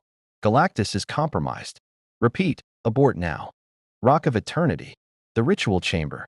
Superman heard Batman's warning through his comm link just as Dr. Fate began channeling source wall energy. The mystical mandala beneath. Galactus erupted with power that bent light into impossible colors. Fate, stop! Superman shouted. He's been infected with. Too late, Fate replied. And there was something in his dual voice that might have been resignation or acceptance. The interface is active. Severing it now would destroy Galactus completely. We must see this through.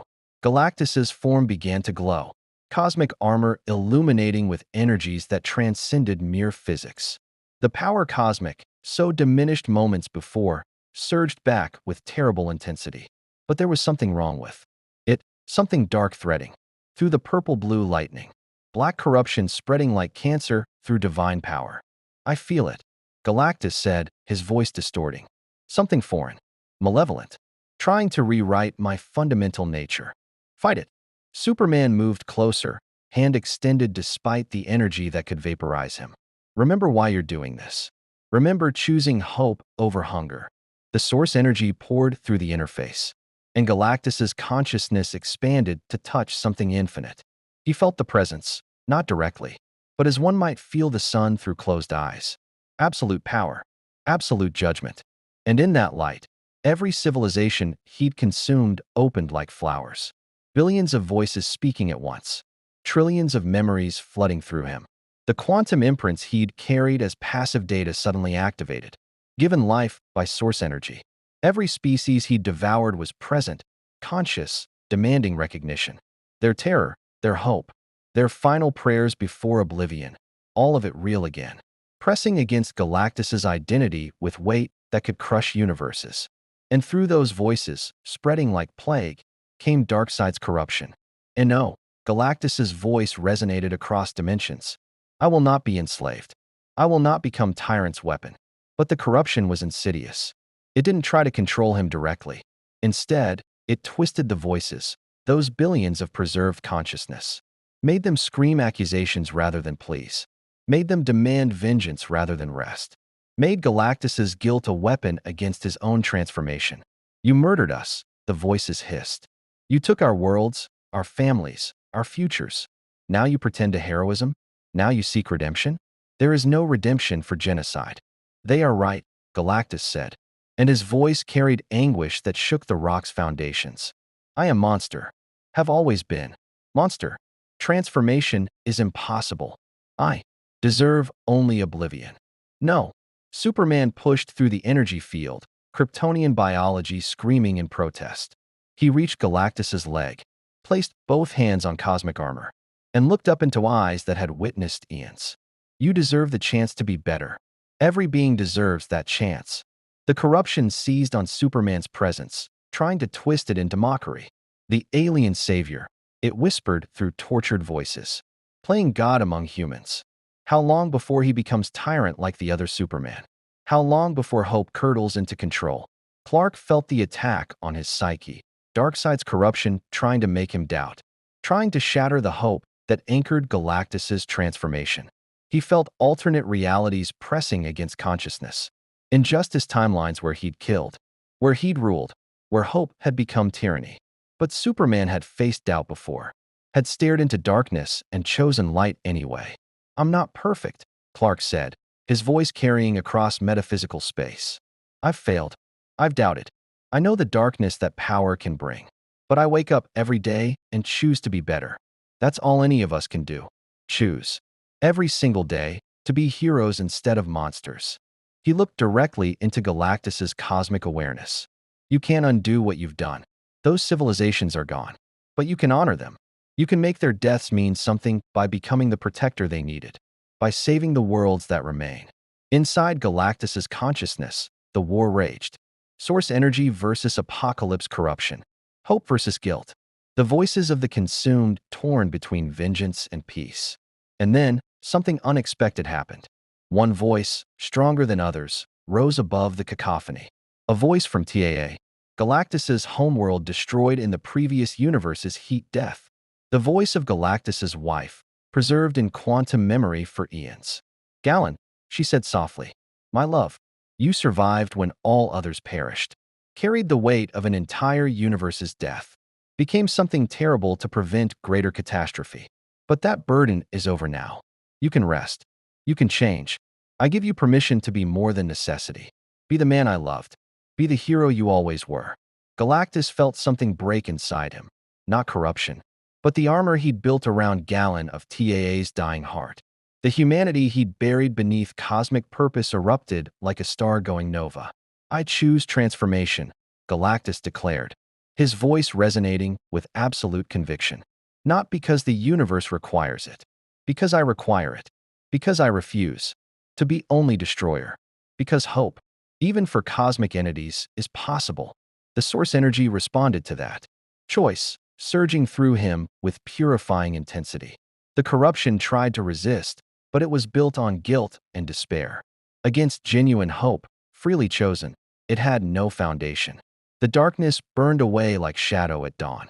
Galactus screamed, not in pain, but in transformation. His form blazed with light that made the mystics shield their eyes. The power cosmic, so long dedicated to consumption, rewrote itself into something new. Not destruction, protection. Superman watched, tears streaming down his face. As cosmic necessity became cosmic guardian, the transformation was working. But outside the Rock of Eternity, Darkseid's warship had arrived. And the Lord of Apocalypse, witnessing his corruption fail, decided that what he couldn't claim, he would destroy. Omega beams, powerful enough to erase planets, lanced toward the Rock of Eternity. And Earth's heroes rose to meet them. The Omega beams struck defensive shields erected by every Green Lantern in Sector 2814. Hal Jordan, John Stewart, Kyle Rayner, and Jessica Cruz held the line, their combined willpower manifesting as emerald barriers that should have been impenetrable. The beams punched through in 17 seconds. Fall back, Hal shouted, reforming constructs even as Omega energy disintegrated his previous work. We can't stop this. We don't have to stop it, John replied, his military mind calculating angles and trajectories. We just have to slow it down. By time for the transformation to complete. Behind the lanterns, the entire Justice League had assembled. In orbital formation around the Rock of Eternity, Wonder Woman flew at the vanguard, divine armor gleaming, lasso coiled and ready. Aquaman's trident crackled with Atlantean magic that could split dimensional barriers. Shazam burned with lightning from 7 gods. Martian Manhunter's form shifted into combat configuration, density and size increasing to planetary proportions. And at the center, coordinating everything through tactical genius and sheer force of will, Batman, in a suit that incorporated every advantage human ingenuity could devise. Darkseid's warship has 3 primary Omega beam projectors. Batman's voice cut through comms with clinical precision. Martian Manhunter, you're targeting the port side. Aquaman, starboard. Shazam, center. Diana, you're with me on ground assault. We're boarding that ship and taking out Darkseid directly. That's suicide, Hal objected. It's necessity, Batman corrected. If we let him keep firing, the Rock's shields will fail. Then Galactus dies mid-transformation, and we get a cosmic corpse with the destructive power of a supernova. Not acceptable. Wonder Woman's smile was fierce and terrible. Finally, I've been wanting a rematch with Darkseid since the last invasion.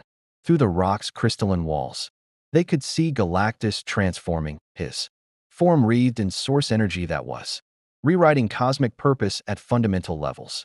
The process was beautiful and terrifying, like watching a star being born from the corpse of another. But it wasn't complete, and Darkseid knew it. The warship's bay doors opened, disgorging thousands of parademons. Behind them, the female Furies on hover platforms. Behind them, Kalibak the Cruel wielding his beta club. Desaad with his torture devices modified for battlefield use. Steppenwolf commanding Parademon shock troops.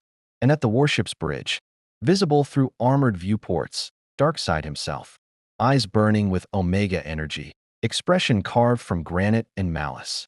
All forces engage. Superman's voice carried command. Authority earned through 1,000. Impossible battles. Hold nothing back. Earth's survival depends on the next 10 minutes. The 2 armies collided in orbital space with force that registered on seismographs planet-side. Martian Manhunter grew to living starship proportions, his Martian physiology allowing mass and density shifts that defied physics. He grappled with the warship itself, psychic powers lashing at the minds of everyone aboard while his physical strength tried to tear hull plating like paper. Parademons swarmed him. He phased through them, becoming intangible, then solid again to deliver strikes that pulped cybernetic bodies. His Martian vision, different from Superman's heat vision, more versatile, carved through enemy formations with surgical precision. Aquaman stood on an asteroid, trident raised, and sang ancient Atlantean war songs that resonated through the cosmic void. The magic in his blood, gift from Poseidon and older gods, reached out and found water molecules scattered through space. Ice formed from nothing, becoming projectiles, becoming barriers, becoming weapons that struck with the force of tidal waves. A Parademon squad targeted him. Arthur's trident moved faster than thought, each strike perfectly placed. He'd been trained by the greatest warriors of Atlantis, fought in wars beneath oceans where pressure could crush warships. Space combat was just another arena. Shazam flew directly at the warship's primary cannon, lightning trailing behind him like a comet's tail. The wisdom of Solomon calculated trajectories. The power of Zeus built charge sufficient to overload fusion reactors. The courage of Achilles refused to acknowledge fear. Shazam! Billy's transformation word became weapon. Lightning, channeled through divine will, struck the Omega Beam projector with enough force to crack Apocalypse steel. The cannon exploded in a fireball visible from Earth's surface. One down, two to go. Green lanterns formed a moving lattice of constructs around the rock, barriers. Becoming weapons, becoming barriers. Again in fluid sequence. Their rings burned through charge at unsustainable rates. But none of them mentioned it. This was what the core existed for, protecting the defenseless against impossible odds. I've got maybe 3 minutes of ring power left, Kyle admitted, his artistic mind creating beautiful and deadly constructs. Simultaneously. Then we make them count, Jessica replied.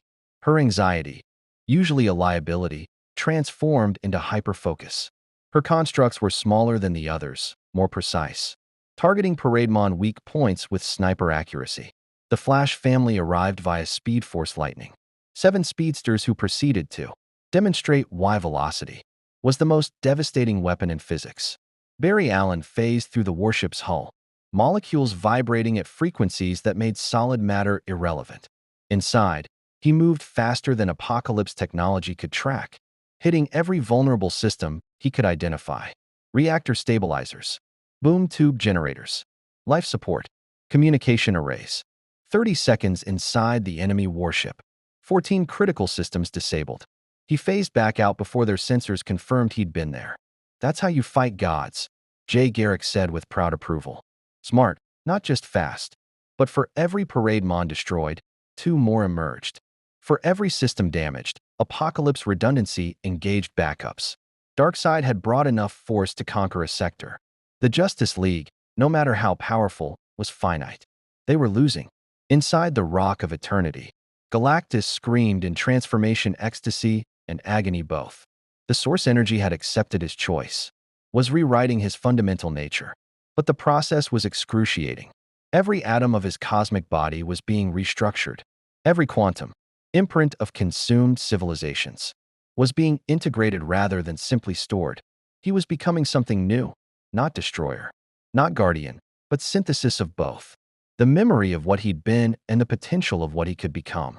Superman held his position as spiritual anchor, though the energy radiating from Galactus was testing even Kryptonian invulnerability.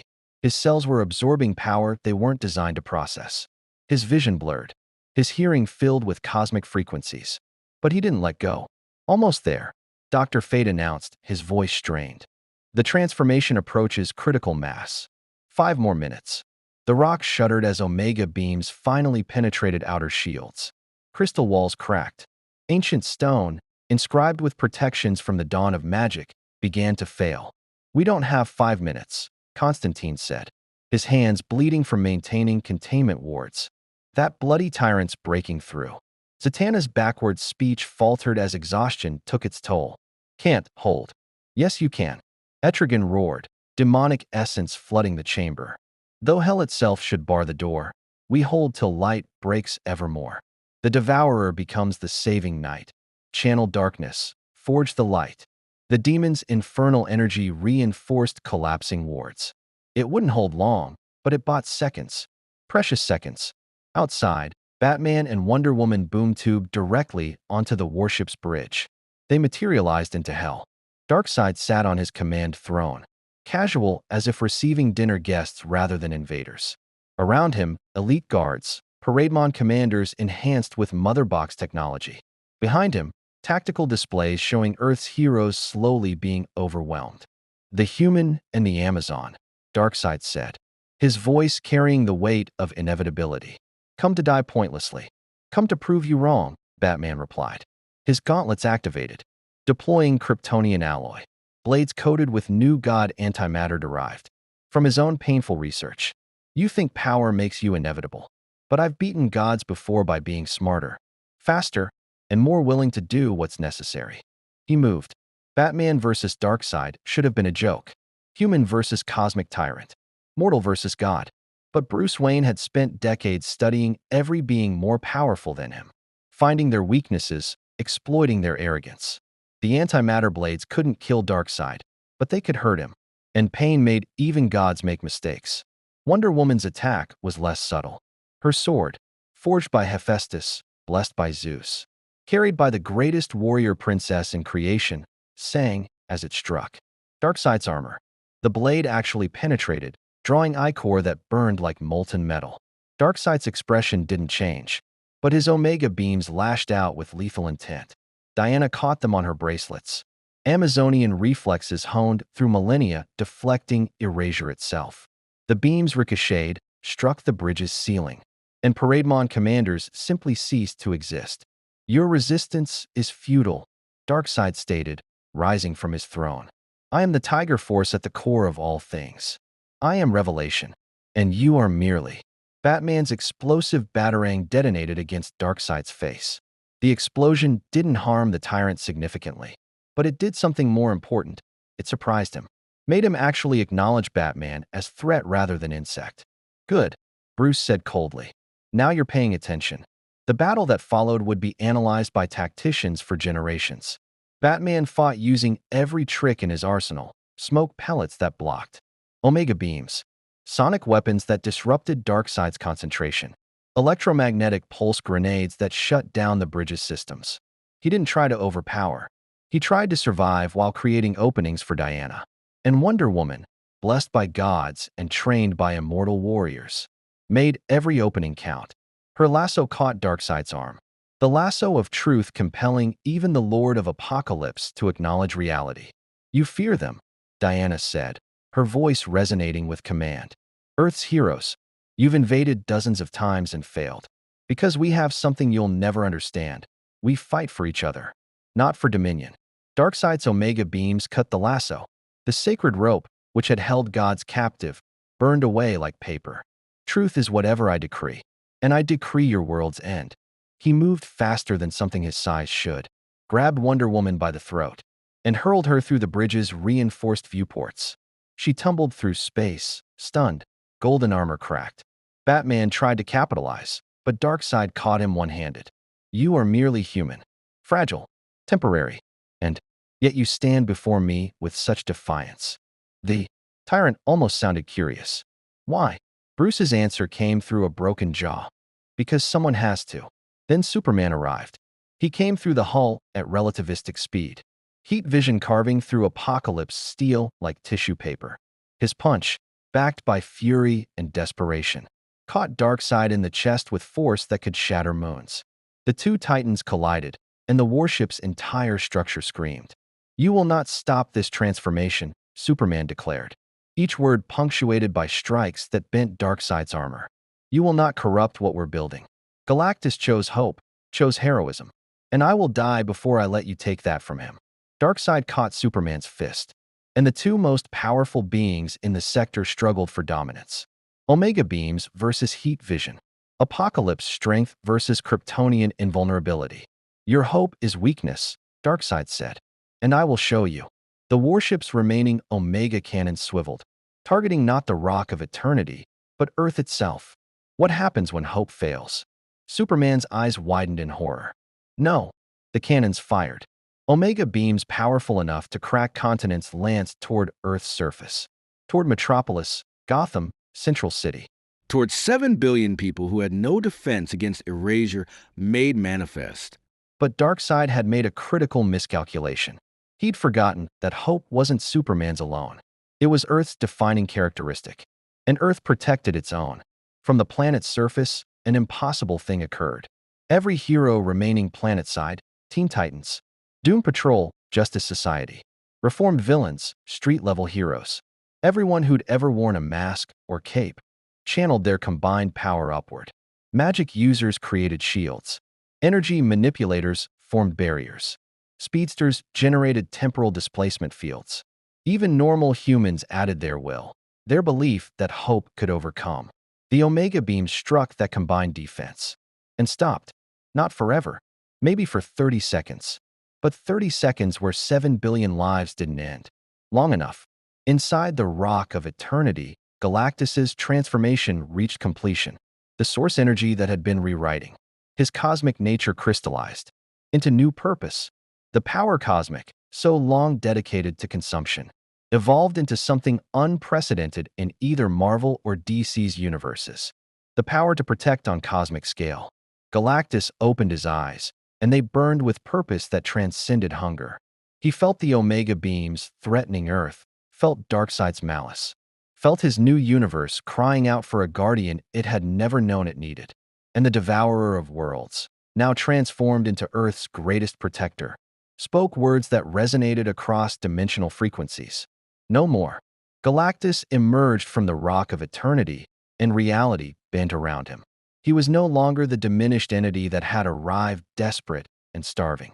The source energy had fused with the power cosmic, creating something that had never existed before, a cosmic fundamental of protection rather than consumption. His armor, once purple and foreboding, now gleamed with colors that human eyes couldn't fully process. Gold and silver intertwined with energies drawn from hope itself. He stood at full height again, but this time, his massive form radiated salvation rather than doom. The Omega beams targeting Earth redirected mid-flight, drawn by gravitational wells that Galactus created through thought alone. The erasure energy that should have ended billions of lives instead spiraled into his outstretched palm, where it was absorbed, converted, and nullified. On Darkseid's warship bridge, the Lord of Apocalypse actually took a step backward. Darkseid, Galactus's voice resonated across the void, carrying weight that made stars tremble. You sought to corrupt my transformation, to make me your weapon. But you misunderstood fundamental truth. Hope, freely chosen, cannot be corrupted, only challenged. And in that challenge, IT grows stronger. Superman floated beside Batman and Wonder Woman, watching in awe as the being he'd believed in proved that faith justified. He did it, Clark breathed. He actually became a hero. Darkseid's expression remained carved granite, but his Omega beams flickered with something that might have been uncertainty. You have transformed, yet you remain cosmic entity. You still require sustenance. And when hunger returns, you will remember what you are. Necessity will overcome sentiment. Perhaps, Galactus acknowledged. But I have learned something from this universe. From these heroes who face impossible odds with unwavering conviction. Necessity is not destiny. I may hunger, but I choose what I consume. And I choose to never again take inhabited worlds. He raised both hands, and the power cosmic, now, transformed into something beyond simple energy, manifested as barriers that encompassed Earth and every hero. Fighting in orbital space, parademons that touched those barriers simply stopped, frozen in temporal stasis. The female Fury's weapons passed through them like shadows through light. You will not threaten this world again, Galactus declared. Earth has become my responsibility, my purpose, and I defend what is mine. Darkseid studied the transformed entity with calculating precision. His tactical mind ran probability matrices, assessed power differentials, considered whether continued assault could succeed. What he found was unprecedented, genuine uncertainty. You have become powerful, Darkseid acknowledged. But power alone does not ensure victory. I have conquered galaxies, broken pantheons. Your transformation is impressive, but Galactus moved. For something so massive, the speed was incomprehensible. One moment he stood defending Earth. The next he was directly before Darkseid's warship. One enormous hand grasping the vessel's hull like a child holding a toy. I carry within me the quantum patterns of thousands of civilizations you sought to conquer. Galactus said, his voice now carrying an edge that reminded everyone present he had been the devourer for eons. I know your tactics, your strategies, the psychological warfare you employ. I have consumed worlds that resisted you successfully. There, knowledge is my knowledge now. He squeezed an apocalypse steel, forged in fires that had destroyed planets, crumpled like aluminum foil. More importantly, I have learned from Earth's heroes what you never understood. There is strength in choosing mercy over destruction. But make no mistake, the power cosmic flared with intensity that made the warship's shield scream. I remember how to destroy, and if you threaten this world again, I will unmake apocalypse itself. Not consume it, not conquer it. Simply, erase it from existence, as if it had never been. The threat wasn't empty bravado. Every being present could feel the truth in it. Galactus, transformed into Guardian, possessed power sufficient to make good on that promise. The source energy hadn't weakened him. It had completed him, removing the limitations that had made him merely cosmic force. Now he was cosmic force with purpose, direction, and the will to protect. Darkseid met that cosmic gaze, and for the first time in eons, he chose tactical retreat over inevitable victory. This is not defeat, Darkseid stated, merely postponement. I am patient. I have eternity to claim what I seek. And I have eternity to stand against you, Galactus replied. Test me whenever you wish. I will not yield. Boom tubes opened, and apocalypse forces began withdrawing. Parademons, Furies, shock troops, all retreating in coordinated precision. Within minutes, the invasion that should have ended Earth evaporated like nightmare at dawn. But as Darkseid's warship prepared to boom tube away, the tyrant's final words carried ominous warning. Enjoy your guardian, Superman. But remember, all protectors eventually become tyrants. It is inevitable. I will be watching, waiting for the moment when your cosmic savior remembers what he truly is. Then apocalypse forces vanished, leaving Earth's heroes floating in orbital space, surrounded by debris and the slowly fading stasis fields. For a moment, no one spoke. The battle had been won. But the weight of what had just occurred, cosmic entity transforming into Earth's guardian, Darkseid retreating, the implications of having Galactus as protector hung heavy in the vacuum. Superman broke the silence, flying to Galactus with a smile that could have lit the darkness between stars. You did it. You became what you chose to be. With your help, Galactus replied, his voice noticeably gentler when addressing Clark. You believed in my transformation when I did not, offered hope when cosmic necessity said only hunger existed. I am grateful. The words sounded strange from something so powerful, but profoundly sincere. Batman floated nearby, cowl damaged, armor cracked, but analytical mind already working. Darkseid was right about one thing. You'll need sustenance. The hunger will return. What then? Then I seek alternatives, Galactus said. Dead worlds, stellar remnants, cosmic phenomena that contain energy without harboring life. Your universe is vast. Surely sufficient sources exist. And if they don't, Batman pressed, because someone had to ask the hard questions. Galactus was silent for a moment, cosmic awareness contemplating futures both bright and dark. Then I will face that choice when it comes. But I make you this vow. I would rather perish than return to what I was. The Gallant of TAA, who died eons ago, has been reborn. I will not dishonor his memory by becoming the devourer again. Wonder Woman's warrior instinct recognized the oath for what it was, a binding promise from a being who had no reason to lie. Then Earth accepts you, Galactus, not as conqueror or threat, but as ally, as protector, as hero. The Justice League assembled around them, battered, exhausted, but triumphant. Flash vibrated with barely contained energy. Green Lantern's rings recharged from their batteries. Aquaman's trident still crackled with Atlantean magic. Cyborg systems ran diagnostic repair protocols. Martian Manhunter's massive form slowly shrank back to humanoid proportions. And on Earth's surface, 7 billion people looked up at the sky where their latest savior hung silhouetted. Against the stars, Metropolis. 3 days after the battle, Lois Lane stood in the Daily Planet's bullpen, watching live satellite feeds of Galactus departing Earth's orbit. He'd spent the past 72 hours working with SDR Labs and Wang Enterprises to catalog potential energy sources throughout the solar system. Preliminary surveys showed promising results. Jupiter's core contained exotic matter. Saturn's rings held crystallized dark energy.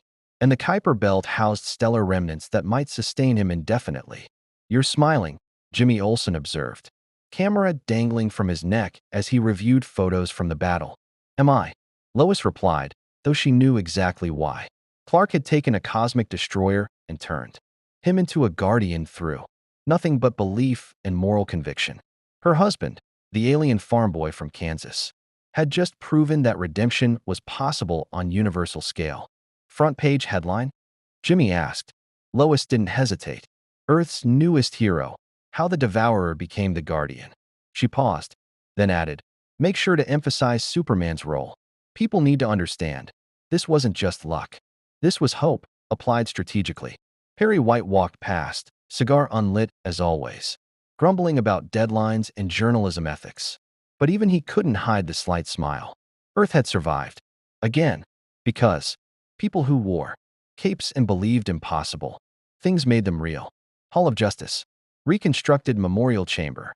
Batman stood before holographic displays showing Galactus's energy signatures, comparing them to baseline readings from his arrival. The transformation was complete and apparently stable. But Bruce's detective instinct noticed patterns that concerned him. "You're worried," Superman said, appearing beside him without sound. Even after decades of partnership, Clark could still surprise him with Kryptonian stealth. "I'm cautious," Batman corrected. "Galactus transformed, yes. But transformation isn't permanent. People change, evolve, sometimes regress. We need contingencies if he becomes the Devourer again," Superman finished. "I know, and you've probably already designed 17 different weapons that could theoretically stop him." Batman didn't deny it. "But Bruce," Clark continued, his voice gentle but firm, "we can't let fear of what might happen prevent us from accepting what did happen. Galactus chose heroism, chose hope, chose to be better. That choice deserves our trust, not our suspicion." "Trust is earned," Batman replied. "He's earned a chance. But trust without verification is naivety." "Then verify," Superman said. "But don't punish him for crimes he hasn't committed. Don't treat him like a threat when he's proven himself an ally." He placed a hand on Bruce's shoulder. "You taught me that everyone deserves a chance at redemption. Even you. Remember?" Batman's expression softened almost imperceptibly.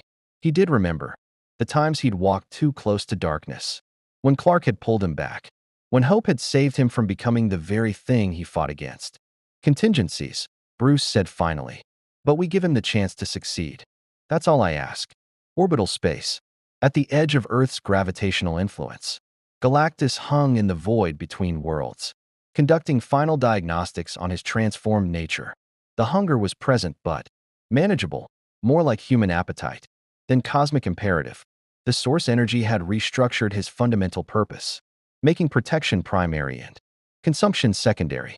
He felt different, lighter somehow, despite possessing power that dwarfed his previous capabilities, as if the burden he'd carried for eons had finally been lifted. A communication channel opened, Superman's frequency, transmitted via Cyborg's motherbox technology. "Galactus, this is Superman. Just checking in. How are you feeling?" The question was so casual, so genuinely concerned, that Galactus felt something unexpected: warmth. Not thermal energy, but emotional resonance. Connection. Something the Devourer had never experienced but Gallon of TAA remembered from his mortal life. "I am well," Galactus replied, the words still unfamiliar in this context. "The hunger is present but controllable. I have identified 17 stellar remnants within this solar system that could sustain me for decades. Your scientists were correct. Alternatives exist." "Good. And emotionally? Psychologically?" "I know transformation isn't just physical." Galactus considered the question. In his home universe, no one asked cosmic entities about their feelings. Feelings were mortal concerns, beneath the notice of fundamental forces. But here, in this universe where gods learned, humanity and heroes saved everyone, even world eaters seeking redemption, feelings mattered. "I carry guilt for civilizations I consumed," Galactus admitted. "The quantum imprints within me, they are not merely data now. They are conscious, aware. I feel their presence constantly. Their memories, their loss." "That sounds like hell," Superman said softly. It is appropriate burden for one who took so much life. A pause. But it also provides purpose. I cannot restore what I destroyed, but I can ensure their sacrifice meant something. I can become the protector they needed. Honor them through action rather than mourning. That's what heroism is, Superman replied. Not perfection, not erasing mistakes, just choosing, every day, to be better than yesterday. And Galactus? You're going to be amazing at this. The cosmic entity felt something he hadn't experienced since his mortal life. Ended in universal heat death. Hope for his own future. Thank you, Kal-El of Krypton, for believing, when I could not, for showing me that even cosmic necessity can choose different path. Anytime, Superman said, and the warmth in his voice carried across the void like sunlight. Welcome to Earth, Galactus. Welcome to the Justice League. Welcome to being a hero. As the communication ended, Galactus turned his cosmic awareness toward the galaxy beyond Earth.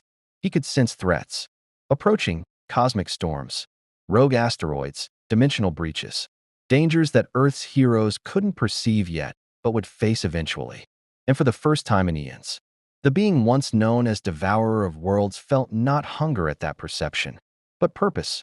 He would stand between Earth and those threats, would use power that had ended civilizations to instead save them, would become the shield rather than the sword. Batman's contingencies might prove necessary someday. Darkseid's ominous warnings might come true. The hunger might overwhelm him eventually, forcing terrible choices.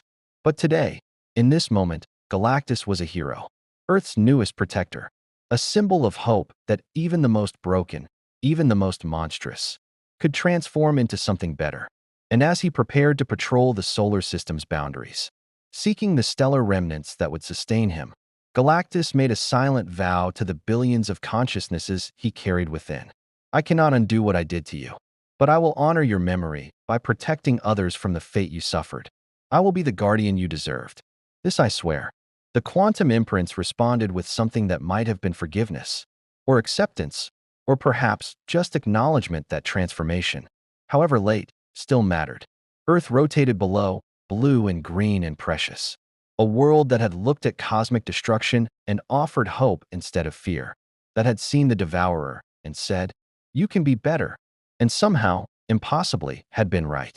6 months after transformation, the asteroid belt between Mars and Jupiter, Galactus had established his base of operations among the stellar remnants, a region where dead planetoids and crystallized dark energy provided sustenance without requiring inhabited worlds.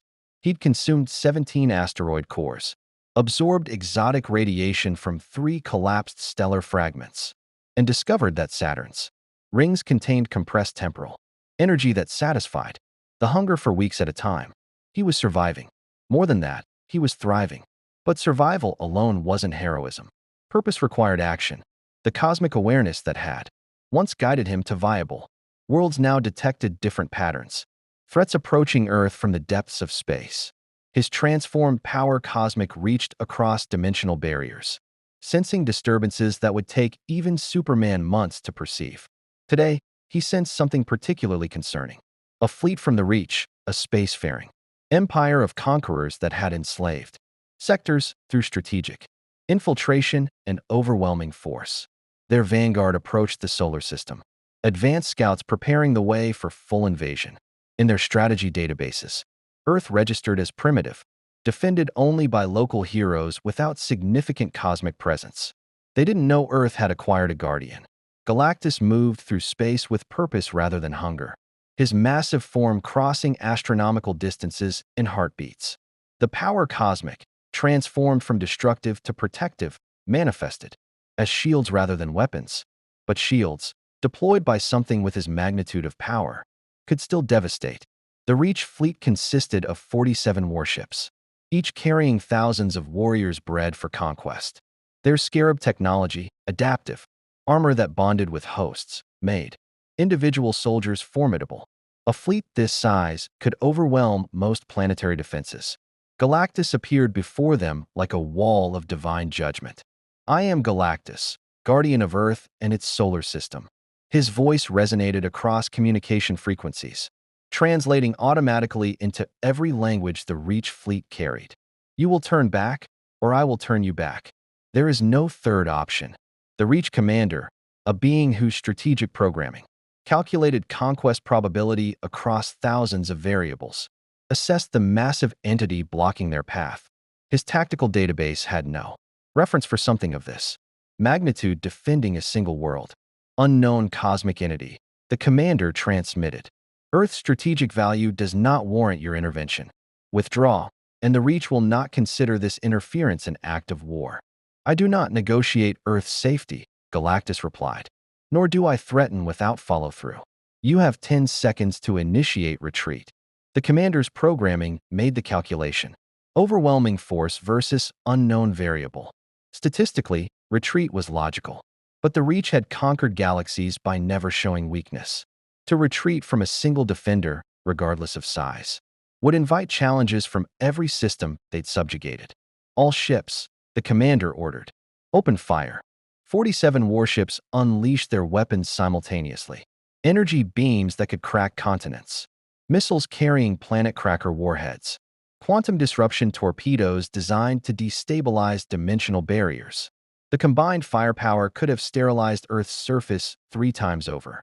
Galactus didn't dodge or counterattack. He simply stood there and absorbed everything. The power cosmic, now dedicated to protection, manifested as perfect defensive barriers. Every weapon, every projectile, every exotic energy simply vanished upon contact, converted into usable sustenance. The Reach fleet had just fed him enough power to last months. Insufficient, Galactus stated calmly. Now you understand what protects Earth. Not merely a guardian, but a guardian who was once destroyer, who remembers how to unmake civilizations, who chooses not to, but could, if pressed. He raised one enormous hand, and the power cosmic manifested not as attack, but as demonstration. Reality warped around the fleet, showing them possible futures, timelines where Galactus stopped being merciful guardian and became the devourer again, where their homeworld was consumed, their empire erased, their very existence forgotten. It was illusion, probability calculation made manifest, but it felt absolutely real. The Reach commander experienced existential terror for the first time in his genetically programmed life. Retreat, he ordered, his voice shaking. Full retreat. Mark this system as forbidden territory. Maximum threat classification. The fleet turned and fled faster than they'd approached, leaving sensor buoys that would warn any future. Reach forces. Earth is defended by cosmic entity. Do not engage. Galactus watched them go, feeling something unexpected, satisfaction without consumption. He protected Earth without destroying anything, had demonstrated power without wielding it lethally, had proven that the Devourer's transformation was complete and functional. Justice League. He transmitted through communication channels. Cyborg had established. Reach fleet neutralized. No casualties. Earth remains safe. Batman's response came first, because of course it did. Confirmed. We tracked the fleet's approach. Appreciate the intervention, but next time, alert us before engaging. We prefer coordination. Noted, Galactus replied, and there might have been amusement in his cosmic tone. I am still learning your protocols. Superman's frequency opened, warmth evident even through digital transmission.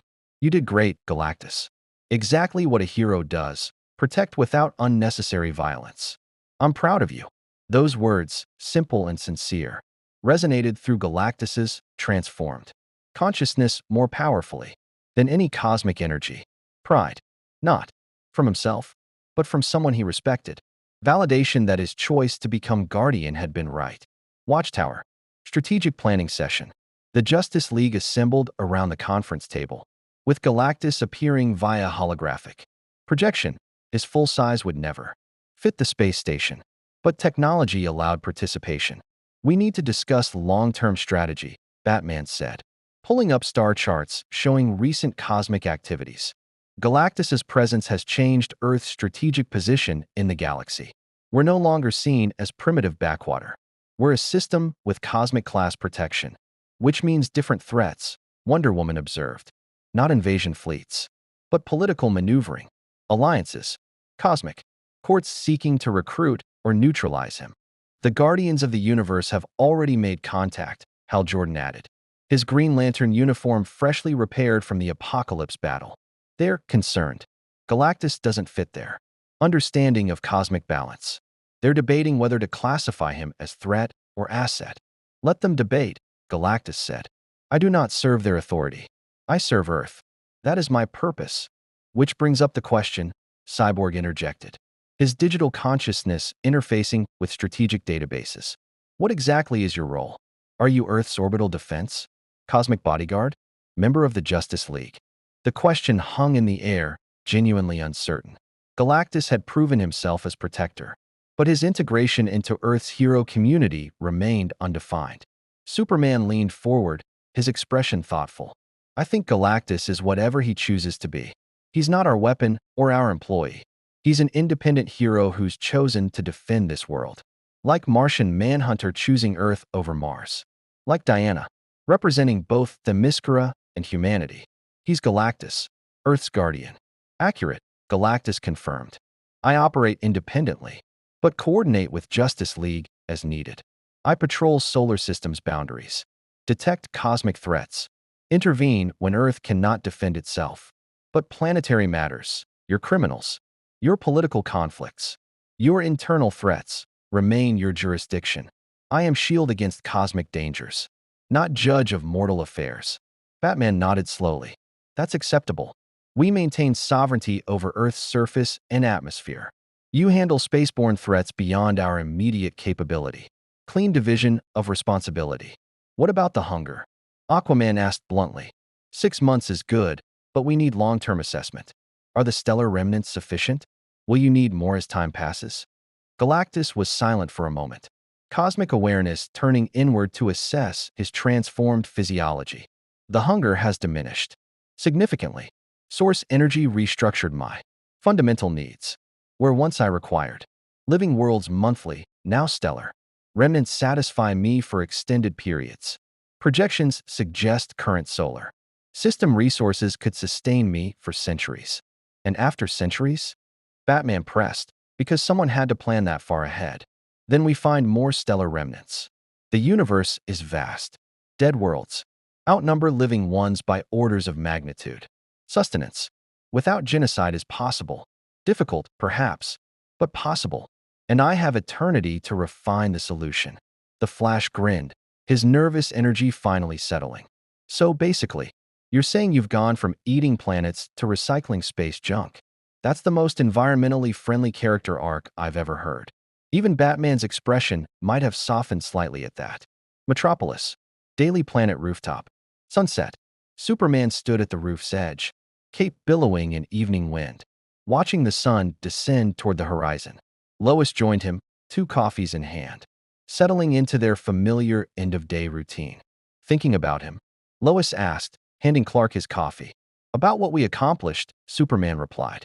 6 months ago, Galactus was cosmic destroyer, on the edge of consuming Earth.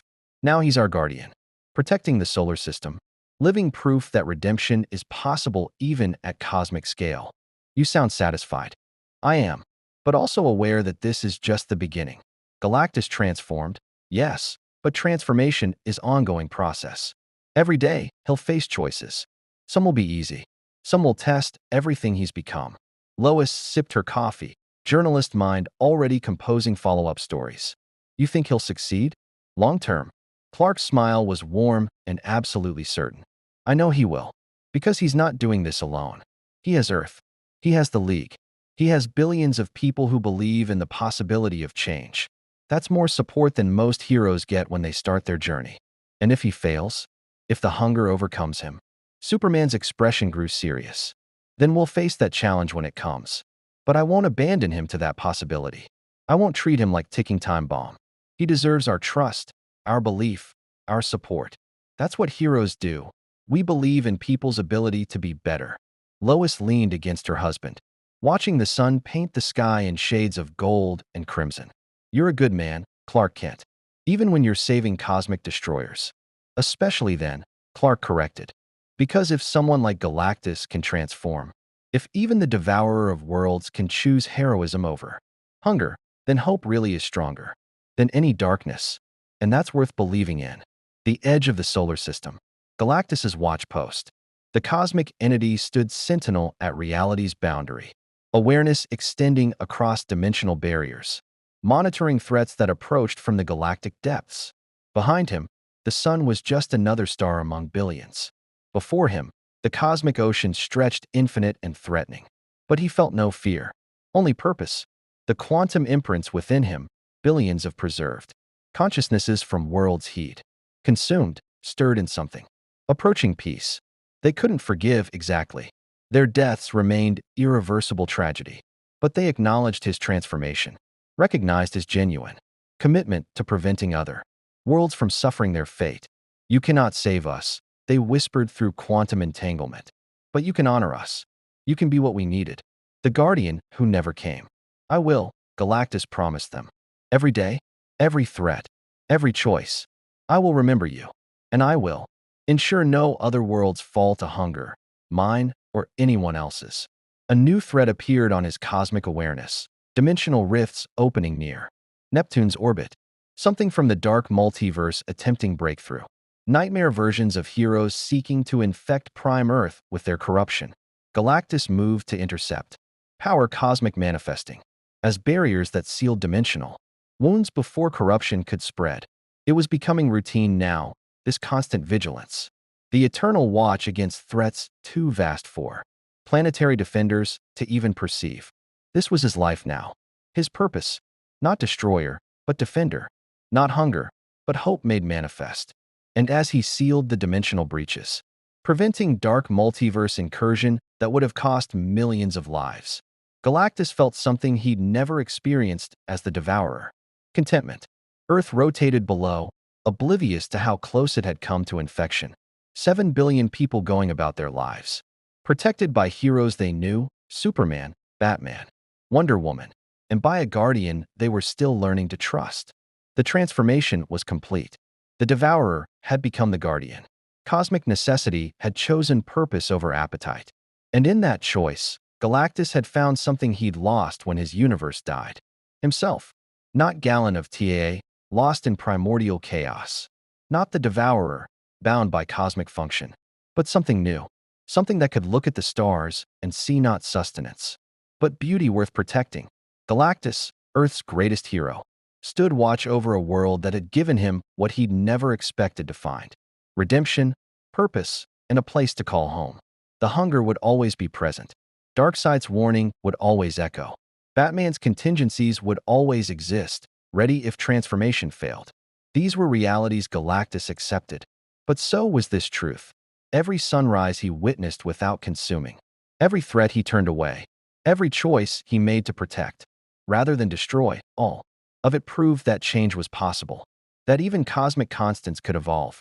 That hope, however naive it seemed, was powerful enough to transform the end of worlds into their greatest defender. And that made every moment of hunger, every struggle against old instincts, every sacrifice required to maintain his transformation, worth it. Earth was safe. The Guardian watched. And the universe took notice that something unprecedented had occurred in this small corner of creation. The impossible had become real, and hope had won. The story of Galactus's transformation became legend across the DC universe, whispered by Green Lanterns patrolling distant sectors, studied by the Guardians of OA, who reluctantly acknowledged that cosmic balance sometimes required evolution rather than enforcement. Even the new gods of New Genesis spoke of it. The Devourer who chose protection. The hunger that became hope. On Earth, children looked up at the stars and knew someone watched over them. Not just the Justice League, not just Superman, but a cosmic guardian who had been monster and chose to become hero. Teachers used his story to illustrate that redemption was never impossible. That anyone, even those who had committed terrible acts, could choose a better path. Batman maintained his contingencies, because that's what Batman did. But even Bruce Wayne, in his most honest moments, admitted that Galactus had earned trust through consistent action. 6 months of protection without incident. 12 threats neutralized without casualties. Hunger satisfied through renewable resources. The data suggested transformation was genuine and sustainable. Superman visited the solar system's edge regularly, bringing news from Earth. offering companionship to a guardian who had spent eons in isolation. Their friendship became something profound. The Kryptonian who proved heroes could be gods, and the cosmic entity who proved gods could become heroes. Wonder Woman sparred with Galactus occasionally, testing his control, ensuring power dedicated to protection remained sharp. She understood warriors better than most, knew that strength without challenge grew complacent. Their battles, conducted in empty space where collateral damage was impossible, became legendary among those who witnessed them. The Flash made jokes about cosmic recycling that made even Galactus's gravitas crack occasionally. Cyborg integrated Galactus into Earth's defense network, creating communication protocols that bridged cosmic awareness with planetary systems.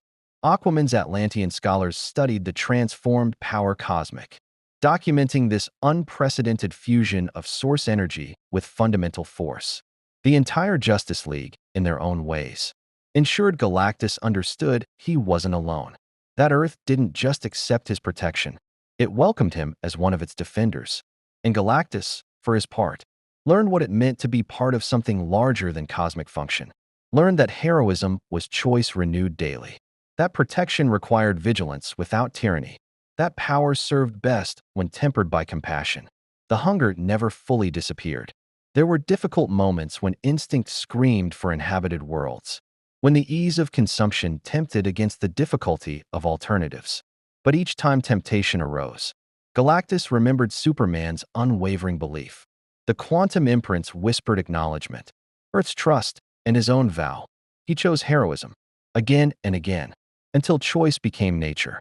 6 months became a year became 5, 5 became a decade, and with each passing day, the Devourer's legend faded while the Guardian's legend grew, until eventually, younger heroes who joined the League knew Galactus only as Earth's cosmic protector, unaware he had once been the universe's greatest threat.